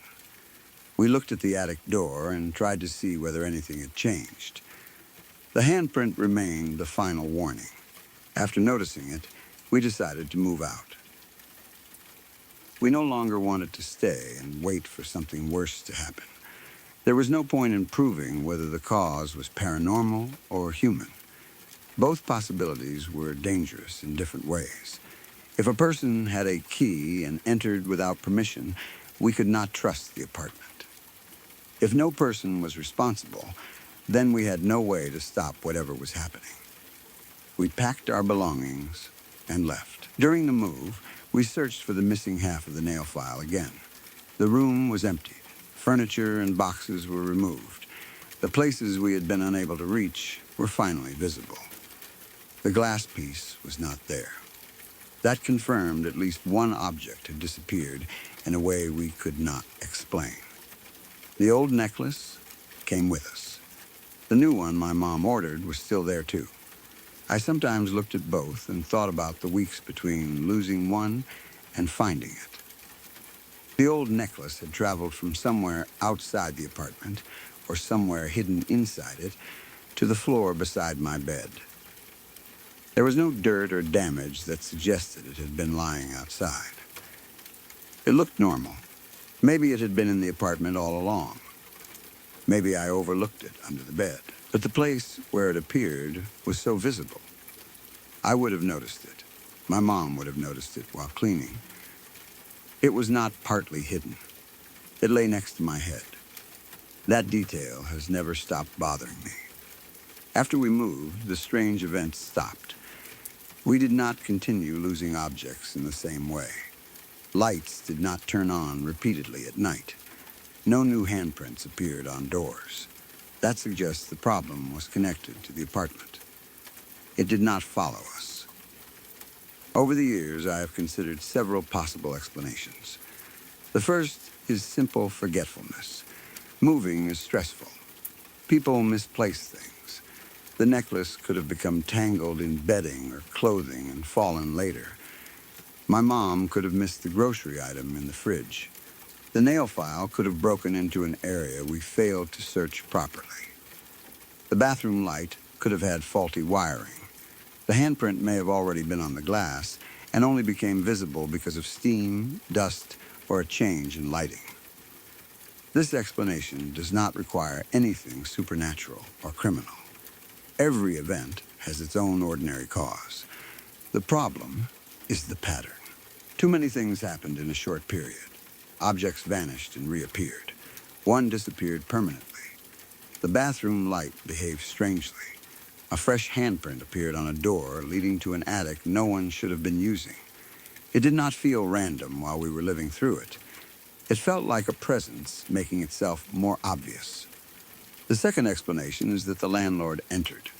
He had a key. That was real. He may have visited the apartment without telling us. Landlords sometimes inspect properties illegally, especially when tenants are away. He could have moved things by accident, opened the fridge, entered the bathroom, and left a print on the attic door. But why would he hide a nail file? Why return a necklace beside my bed? Why turn on a bathroom light again and again during one night while my mom was home? For the landlord explanation to work, his behavior would need to be extremely strange and invasive. He would have needed to enter silently, move through the apartment without being seen, and possibly hide in the attic. That idea is terrifying, because the bathroom door led directly to that space. What if he was using the attic to enter? Maybe the attic connected to another part of the building.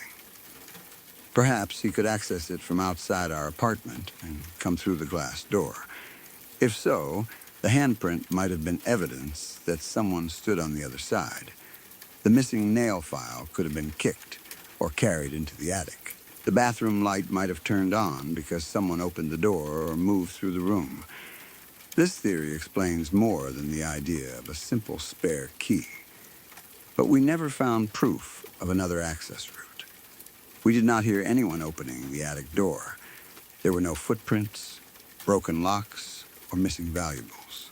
The third explanation is paranormal. Something in the apartment moved objects. It returned some and kept others. It turned on the light. It left a handprint. Maybe the attic was the source. Old building spaces often create strange sounds, drafts, and shadows. They also collect forgotten objects in history. Perhaps someone had died there or lived in that apartment before us. We never learned enough about the property to know. The activity may have been playful rather than violent at first. Taking a necklace, hiding food, removing a piece of glass. Then it became more direct, turning on the light, leaving a handprint. That progression made us feel as though something wanted to be noticed. The necklace beside my head could have been a message.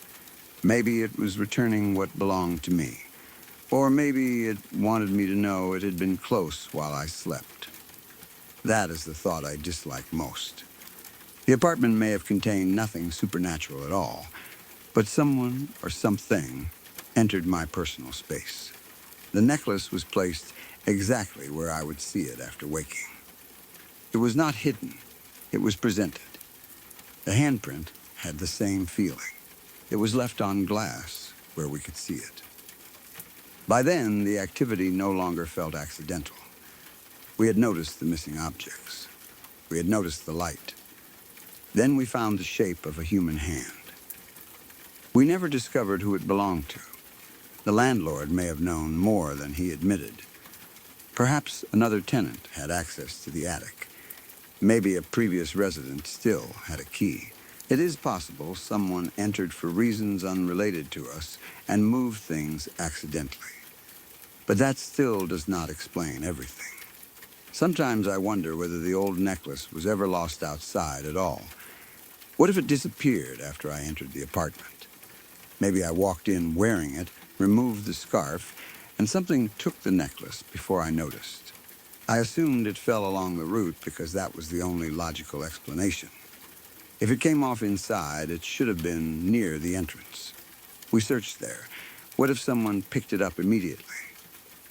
Then, weeks later, it was returned beside my bed. That would mean the strange activity began on the first day. It may have been waiting for us. The grocery item could have been another test. The nail file was more aggressive because it involved broken glass. The bathroom light drew attention toward the attic. The handprint finally showed us where to look. Maybe all of it led to that door. We moved before anything came through it. To this day, my mom and I have no clear answer. We know the landlord had a key, and that alone was enough to make us uncomfortable. But a key does not explain an intact necklace returning after 3 weeks. It does not explain a light switching on several times while someone is asleep nearby. It does not explain the missing glass. It does not explain why the handprint looked fresh. The normal explanations are possible only if we treat every event as unrelated. The supernatural explanation connects them, but requires believing something impossible happened. The human explanation connects some of them, but suggests someone was entering our apartment and possibly hiding in the attic. Neither answer is comforting. I am glad we moved. People often remain in strange places because nothing openly dangerous has happened yet. They wait for stronger proof. We did not. A home should feel private. You should not find missing objects beside your head. You should not wake to lights turning on repeatedly. You should not discover someone's handprint on a door leading into a dark space above your apartment. Maybe we left because of a ghost. Maybe we left because of a landlord. Either way, something had access to our home that we did not.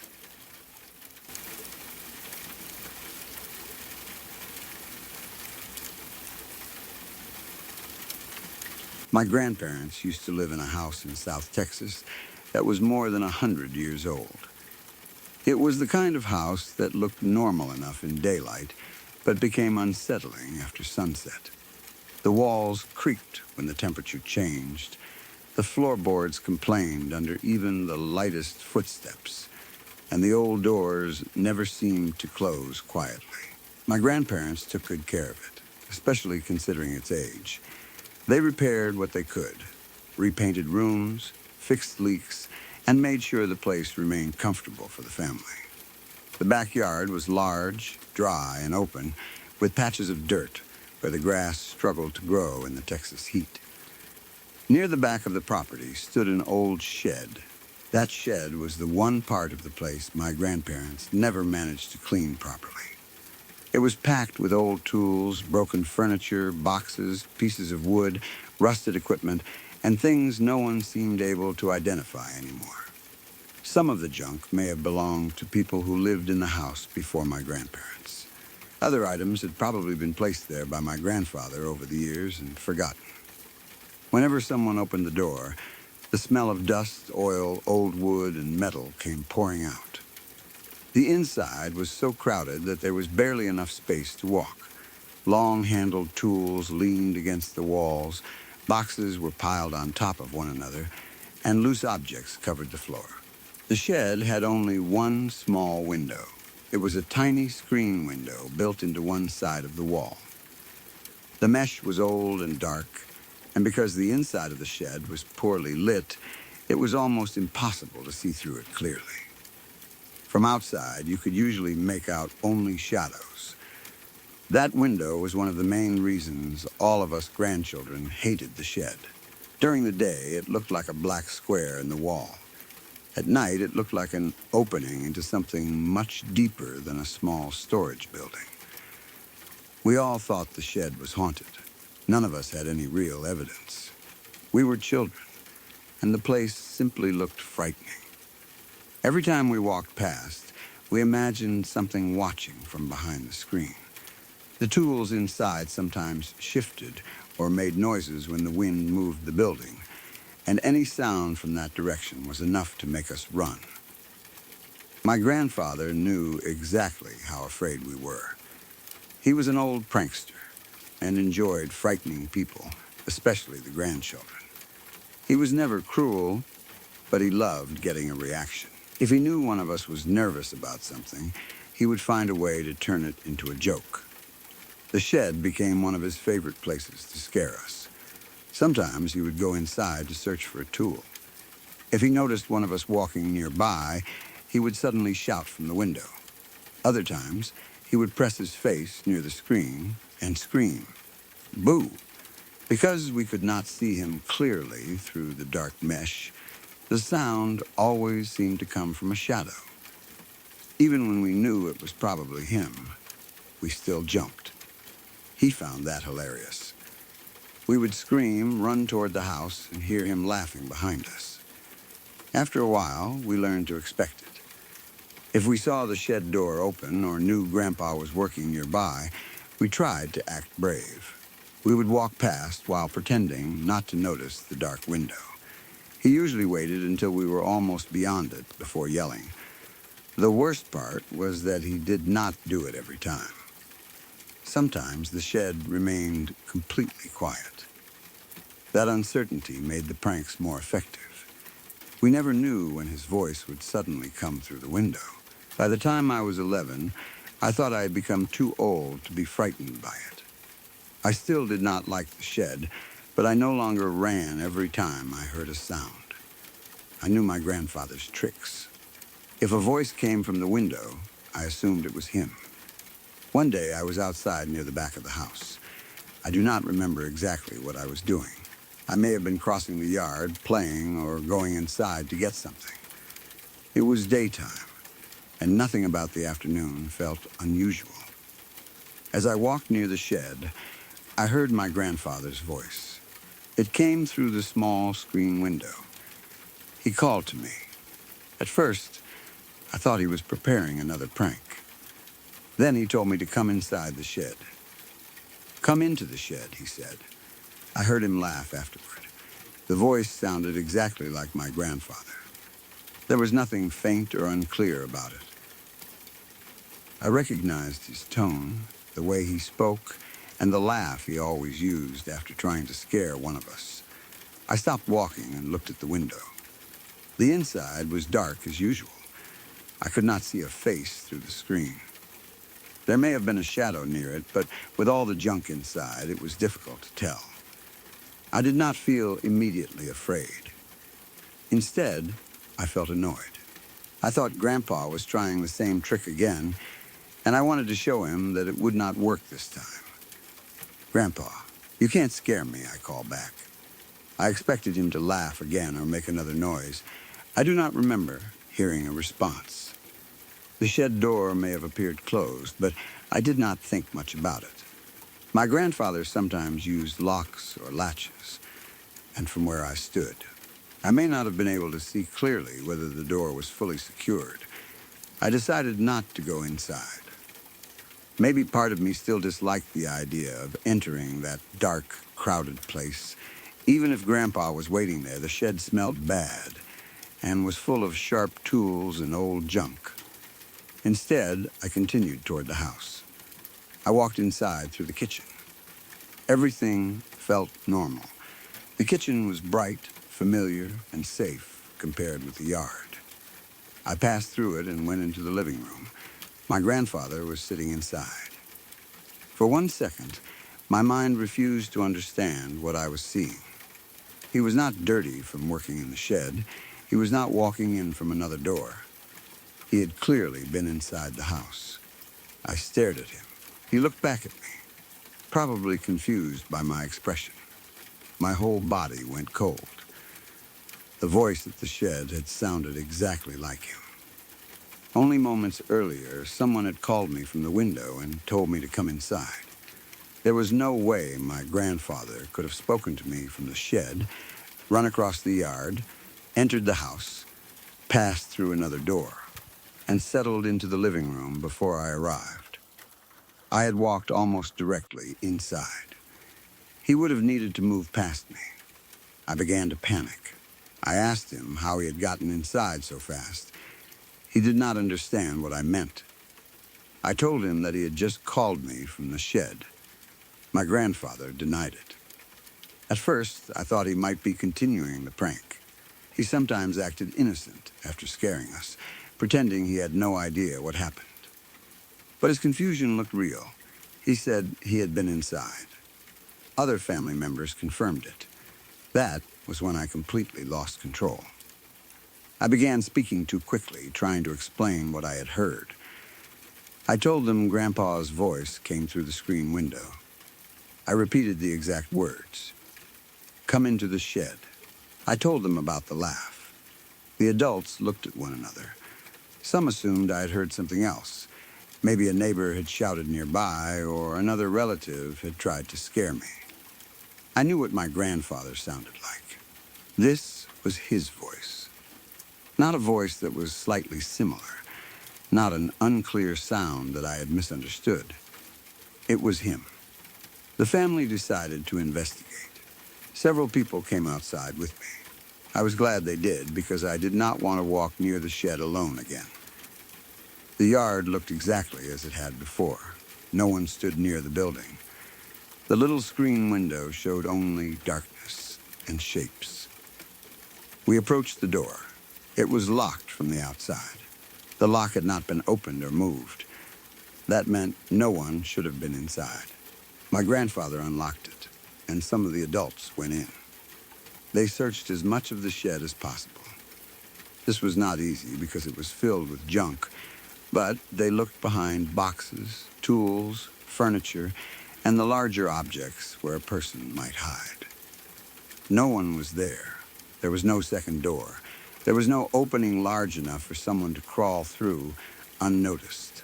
The screen window was tiny and secured in place. A person could not have climbed through it. The shed had been locked from the outside the entire time. That left no clear explanation. The adults began treating the whole thing like a joke or misunderstanding. Some laughed and said I was trying to scare everyone. Others thought I had made up the story because of all the pranks my grandfather had played before. A few suggested I had heard an echo from inside the house, or confused another voice with his. I kept insisting that someone had spoken from the window. Nobody believed me. My grandfather himself may have thought I was getting revenge for all the times he frightened us. Maybe he believed I invented the story to make the shed seem haunted, but I had no reason to create something like that. I had not planned it. I had walked inside expecting to find him laughing about another prank. Instead, he was already there. For the rest of the day, I avoided the backyard. I kept thinking about the words. Come into the shed. The voice had not only called my name or shouted boo, it had invited me inside. That detail became more frightening the longer I thought about it. If it had been a ghost, Why did it want me to enter? If it had been a real person, how did they get into a locked shed? And what might have happened if I had obeyed? At first, the adults assumed I was afraid of something supernatural. They knew all the grandchildren already thought the shed was haunted. But as I became older, another possibility frightened me even more. I began wondering whether someone had been hiding near the shed and imitating my grandfather. Maybe a stranger had entered the property without anyone noticing. Perhaps he stood close to the wall, just beyond my view, and made his voice come through the screen. That person could have known my grandfather's habits. He might have watched him scare us before and learned that the grandchildren would trust a familiar voice from the window. Maybe the shed was never the real destination. The stranger could have wanted me to move closer, where he could grab me from behind the building or pull me out of sight. If so, my answer may have saved me. Grandpa, you can't scare me. By saying that, I revealed that I believed it was only a prank, but still refused to enter. Then I walked away. I sometimes imagine what the person behind the shed might have done after I went inside. He could have slipped through the yard, climbed a fence, or hidden until the family finished searching. The adults checked inside the shed. They may not have searched the entire property. That possibility is one reason I still believe I may have almost been kidnapped. A stranger hiding outside the shed would explain the locked door. It would also explain why no one was found inside. But it does not explain the voice perfectly. Imitating a person's voice well enough to fool their own grandchild is not easy. I knew my grandfather. I heard him every day when visiting. The laugh sounded like his too. Perhaps fear and expectation filled in the details. Since Grandpa often called through the window, my mind automatically decided any male voice from that direction belonged to him. Maybe the person did not truly sound identical. Memory can become more certain over time. But I remember recognizing him immediately. There was no hesitation. That is what made me speak back so confidently. Another possibility is that my grandfather really did call from somewhere else, and the sound traveled strangely around the house. The old property had hard walls, open spaces, and areas where voices could echo. Maybe he shouted from a back room or window, and I believed the sound came from the shed. But he said he had not called me. Other relatives were with him or near him. And why would the words be, "Come into the shed"? There is also the explanation everyone else preferred. I imagined it.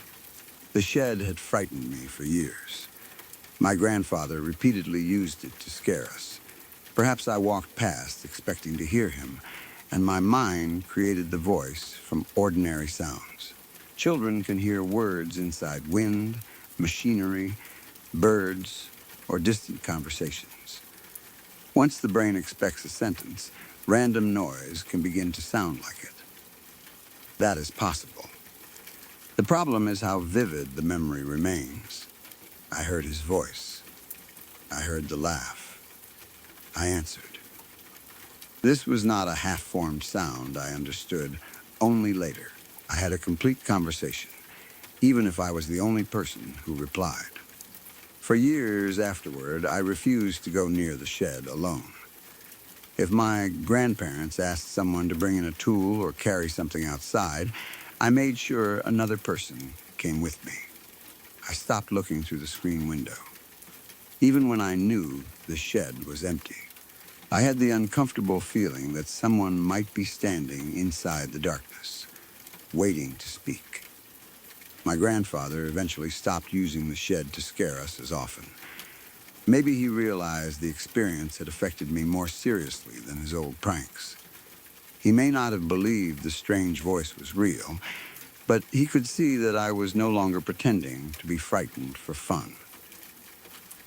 Whenever he went inside, I watched carefully to make sure I actually saw him enter. If a voice came from the window, I checked where he was before answering. Nothing similar ever happened again. No other child heard someone calling from the locked shed. No stranger was discovered on the property. No tools or objects were stolen. There were no signs of an attempted break-in. That makes the kidnapping explanation difficult to prove. Why would someone choose that day, imitate my grandfather once, and never return? Maybe I walked away before the plan could go any further. A kidnapper may have realized the property had too many people around and decided not to risk trying again. Or maybe there was never a person at all. The thought of a ghost is disturbing in a different way. The shed was full of old objects, some of which may have belonged to people who lived in the 100-year-old house long before my family. We did not know the history of every tool, box, or piece of furniture stored there. Perhaps something connected to the property remained inside. Maybe it had watched my grandfather frighten the grandchildren and learned his voice. That idea sounds impossible, but it fits the event in a way that normal explanations do not. Something inside the locked shed called to me using the voice I trusted most. It told me to come closer. Then it laughed. I do not know what I would have seen if I had opened the door. Of course, the door was locked from the outside. At 11, I might not have been able to open it anyway. Maybe that is why the voice wanted me there. It could have expected me to stand near the window or search for the key. Perhaps there was never any danger. Maybe it only wanted to frighten me. But the words did not sound playful after I found Grandpa inside the house. They sounded like an invitation. The house and shed were eventually changed with age. My grandparents may have cleaned parts of the property, moved things around, or gotten rid of old belongings. I do not know whether the shed still stands in the same condition. In my memory, it always remains dark and crowded. I see the tiny screen window. I hear Grandpa shouting boo on all the ordinary days. Then, I hear the other voice. The one that sounded exactly like him. Sometimes family members still bring up the story. Most of them treat it as something funny I did when I was young. They say I wanted to scare them after being frightened by Grandpa so many times. They smile and repeat that the shed was locked. To them, that proves no one was inside. To me, that is the reason the story is still frightening. If the door had been open, I could have believed Grandpa slipped out and ran inside. If someone had been found hiding there, at least we would have known who spoke. But the lock was still in place. No one was inside. My grandfather had been in the living room the entire time. I do not expect everyone to believe me. I understand how the story sounds. A child who was already afraid of a shed heard a voice associated with years of pranks. The mind can create convincing things, especially when fear and expectation are involved. But I know what I heard. I heard my grandfather call me through that window. I heard him tell me to come inside. I spoke back. Then I walked through the kitchen and found him in the living room. Even now, I keep returning to the same question. Who was I talking to? I may never know whether it was something supernatural, a stranger hiding on the property, or a trick of my own mind. The stranger explanation may be the most realistic. It is also the one that scares me most. A ghost might have wanted only to frighten a child. A real person may have wanted me to enter the shed so no one would see what happened next. Everyone else thinks I was trying to scare the family. I still think I almost walked into something I would not have escaped.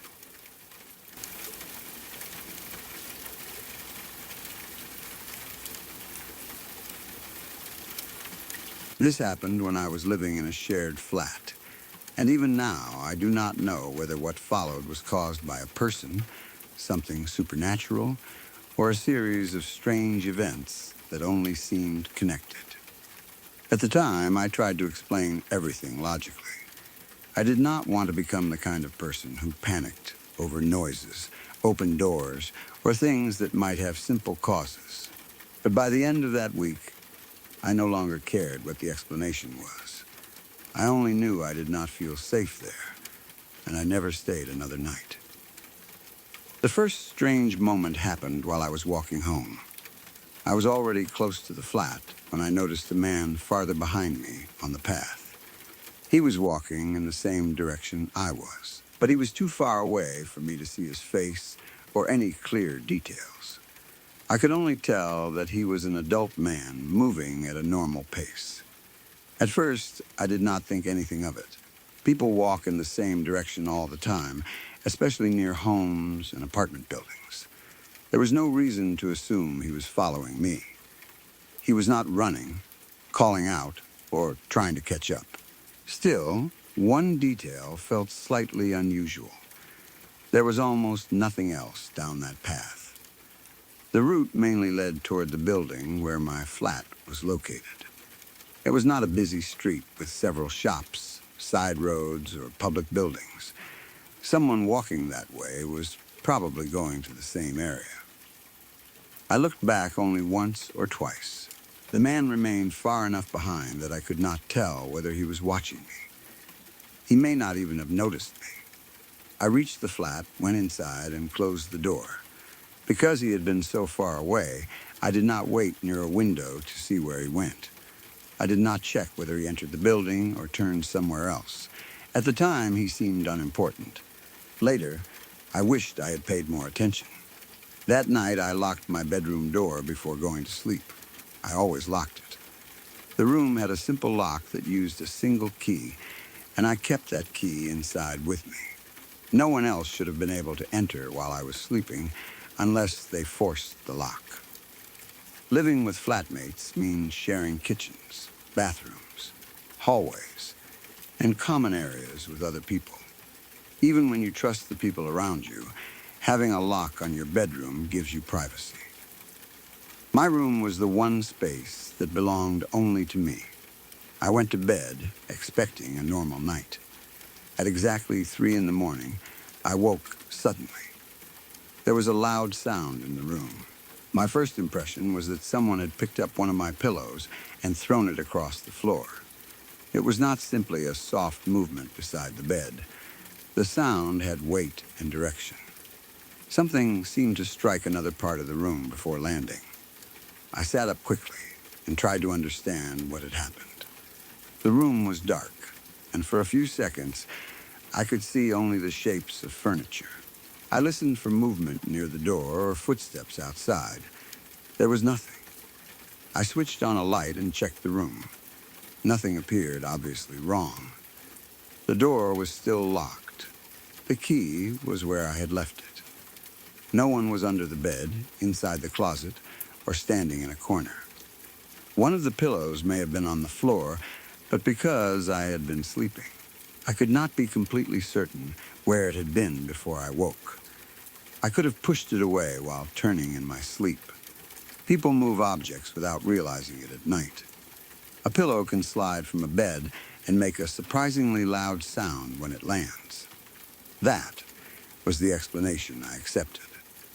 I placed everything back where it belonged, checked the lock again, and returned to bed.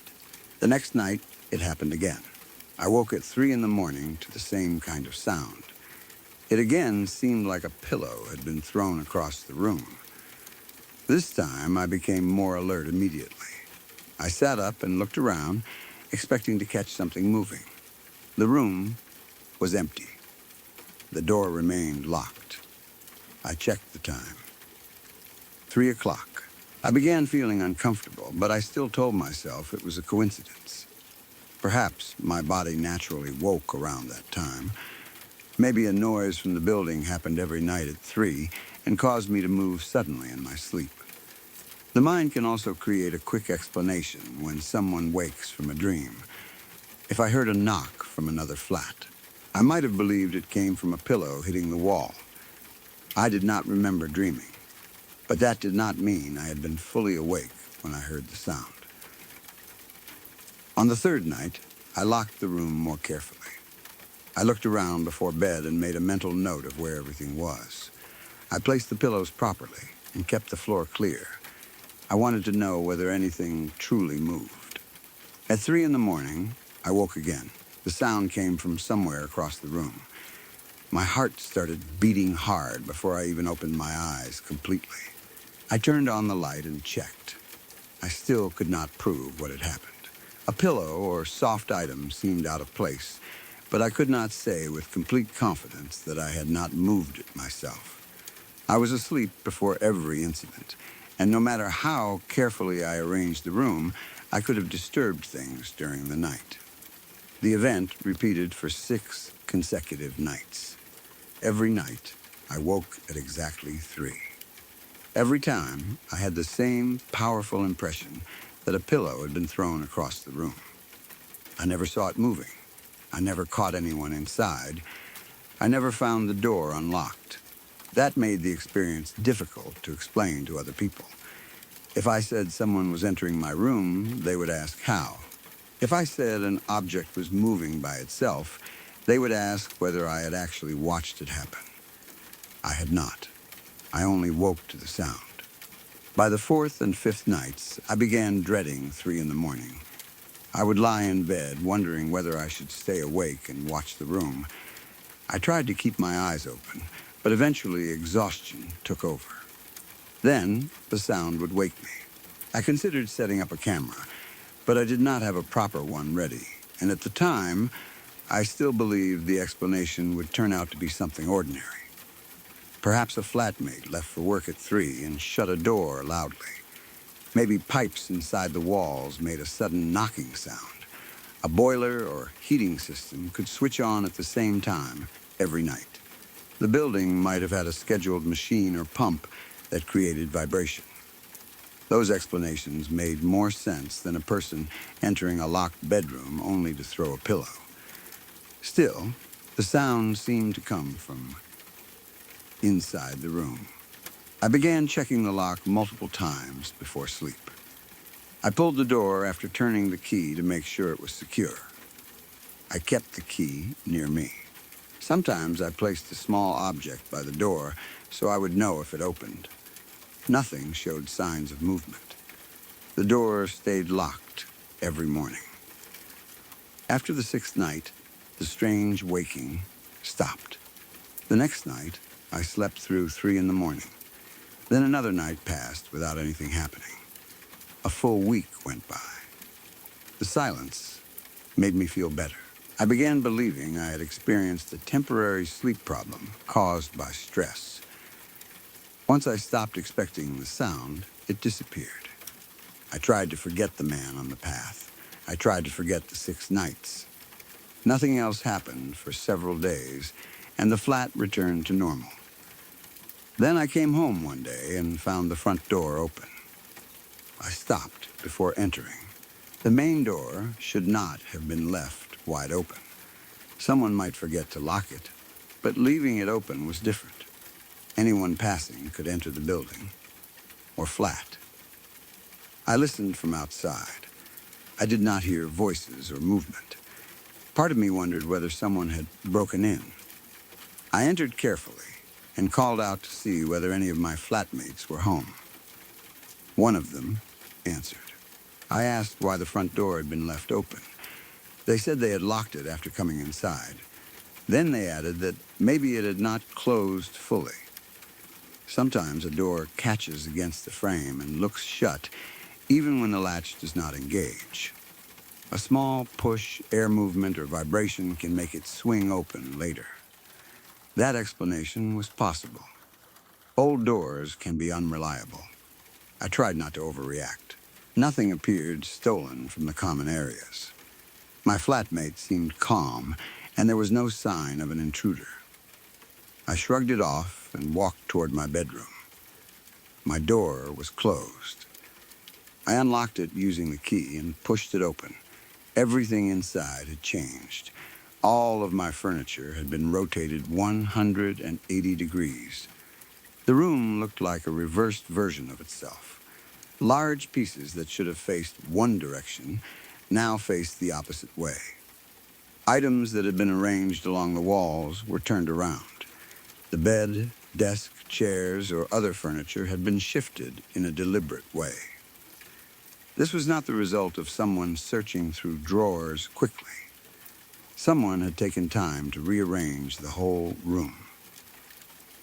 All of my smaller belongings had been gathered and piled in the center of the floor. Clothes, personal items, objects from shelves, and anything else that could be moved had been placed together. I stood in the doorway, unable to enter. For several seconds, my mind tried to reject what I was seeing. I wondered whether I had entered the wrong room. That was impossible. It was my door, my key, and my belongings. I looked for signs that something had fallen or that furniture had been moved because of repairs. No one had told me about any work inside. My flatmates would not have rearranged everything without asking. This was far beyond a normal joke. Moving heavy furniture takes effort. It also makes noise. Whoever did it must have been inside for a long time. The front door had been found open. My bedroom had been locked. The key had remained with me. I called my flatmates and showed them the room. I asked whether they had done it. They denied it. Maybe they laughed nervously or thought someone else had played a prank, but I did not find it funny. The scene felt threatening.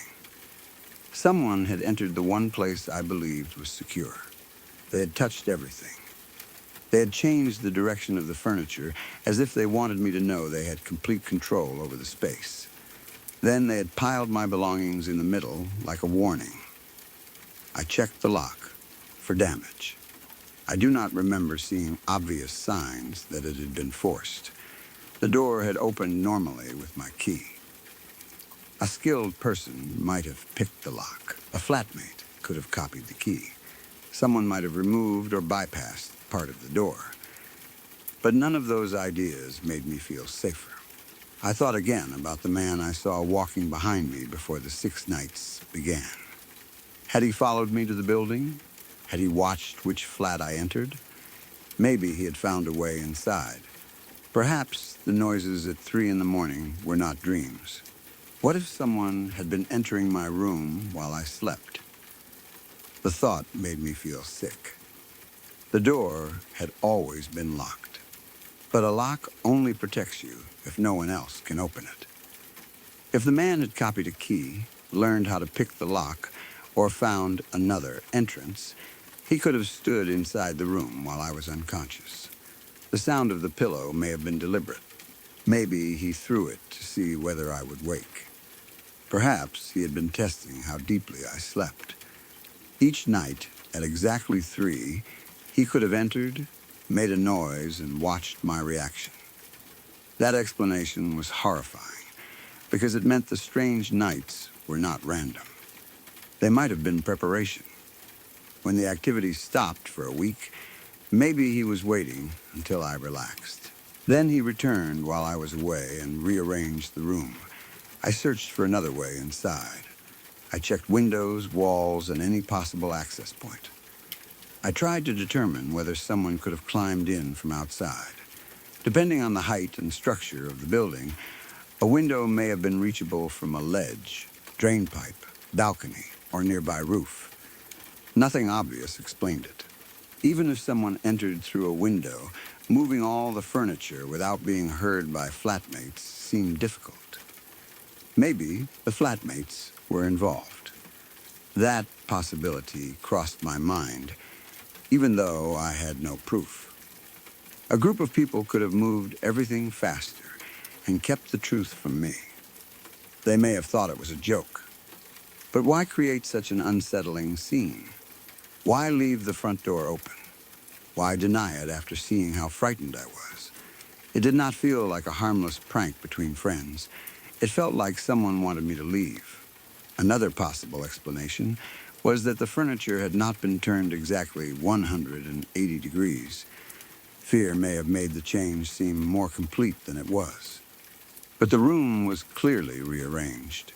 The pile in the center was real. No mistake in memory could explain that. I had left a normal bedroom and returned to a space that someone had deliberately transformed. I did not stay there that night. I did not wait to see whether the sound returned at 3 in the morning.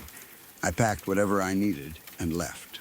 I may have returned later during daylight with someone else to collect the rest of my things, but I never again slept in that flat.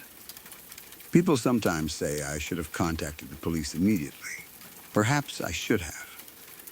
An open front door and a disturbed locked room could indicate a break-in or stalking. Even if nothing had been stolen, someone entering and rearranging personal belongings is serious. At the time, I was frightened and wanted distance more than answers. I worried that the police would dismiss the event as a prank between flatmates. There were no clear fingerprints, camera footage, or witnesses that I knew about. I also feared what might happen if the person responsible learned that I had reported it. Leaving felt like the safest choice. After moving out, the 3 in the morning events stopped. I no longer woke to the sound of a pillow being thrown. I did not find doors open or rooms rearranged. That suggests the activity was connected to the flat. Whether it was caused by a person or something else, it did not follow me. For a long time, I believed a human intruder was the most likely explanation. The man on the path may have targeted me. He could have entered the flat, tested my room, and later moved everything while I was gone. The idea of a stalker fits the open front door and rearranged furniture more easily than a ghost does. But there are still problems. Why wake me at exactly 3 for 6 nights? Why throw a pillow but do nothing else? How did he enter a locked room without leaving damage? Why move heavy furniture instead of stealing valuables? A stalker might do those things to frighten someone, but the behavior was unusually controlled. The supernatural explanation is also difficult. People often connect 3 in the morning with paranormal activity. A locked room, moving objects, and furniture being turned around could sound like a haunting. But there had been a real man walking toward the flat before everything started. That detail has always made the event feel more human. Perhaps the man had nothing to do with it. He may have lived nearby or visited someone in the same building. The timing could be coincidence. My sleep problems may have been caused by stress, and the room could have been rearranged by flatmates as a cruel joke. Those are separate explanations that require no single frightening person. Still, my mind continues joining them together. A man follows the path toward the flat. That night, I wake at 3. The same thing happens for 6 nights. The activity stops. A week later, the main door is found open. My locked bedroom has been completely rearranged. It feels like a sequence. The most disturbing thought is that the furniture may have been turned while someone waited for me to come home. Maybe the person remained nearby and watched the building. Perhaps he wanted to see my reaction. If so, leaving immediately may have disappointed him. I never received a message, note, or direct threat. No one admitted responsibility. That lack of explanation is why the experience stayed with me. If a flatmate had confessed, I could have been angry and eventually moved on. If police had found an intruder, I would know who did it. If there had been visible damage to the lock, I could explain how someone entered. Instead, I was left with a room that should have been secure and evidence that someone had been inside. Sometimes I imagine the nights differently now. I picture myself sleeping while the door slowly opens. A person enters using a key or tool. He stands beside the bed and watches. Then he throws the pillow. I wake and switch on the light, but he has already slipped into the hall and locked the door again. That does not seem possible, because I checked the room immediately and found the door secured. But something woke me. Something happened at 3 for 6 nights. Maybe the sound never came from the pillow. Perhaps it came from inside the wall, ceiling, or another flat. My sleeping brain connected it to an object in the room because that was the closest explanation. If so, those nights may have had nothing to do with the later break-in. I would prefer that. It would mean no one entered while I slept. But I will never know. The image I remember most clearly is the moment I opened the bedroom door after finding the entrance to the flat open. The entire room seemed wrong. Furniture faced the opposite direction. My belongings sat in a pile in the center. It looked less like a robbery and more like a message. Nothing important needed to be taken. The purpose was to show me that the lock did not protect me. Whoever or whatever did it wanted me to understand that the room was not truly mine. I understood. I left. Some people may say I overreacted. Maybe it was a prank. Maybe the flatmates knew more than they admitted. But after 6 nights of waking at exactly 3 to unexplained sounds, I was not willing to wait for another event. A room is supposed to be the place where you feel safest. Once someone enters it, touches everything, and rearranges it while the door is locked, that feeling is gone. I never stayed another night because I did not want to wake at 3 and discover that this time the person who moved the furniture had decided to stay.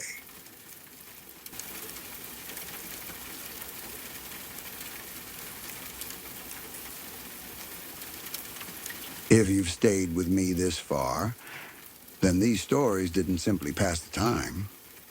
They stayed with you. Everything you heard tonight was real.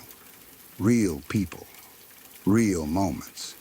And in each one, something quietly slipped out of place. If you'd like more of the kind that don't let go so easily, subscribe to Crowvane Manor. There are more rooms left open and more stories waiting behind every door. I'm grateful you spent this part of your night here. Rest well, and I'll be waiting when you return.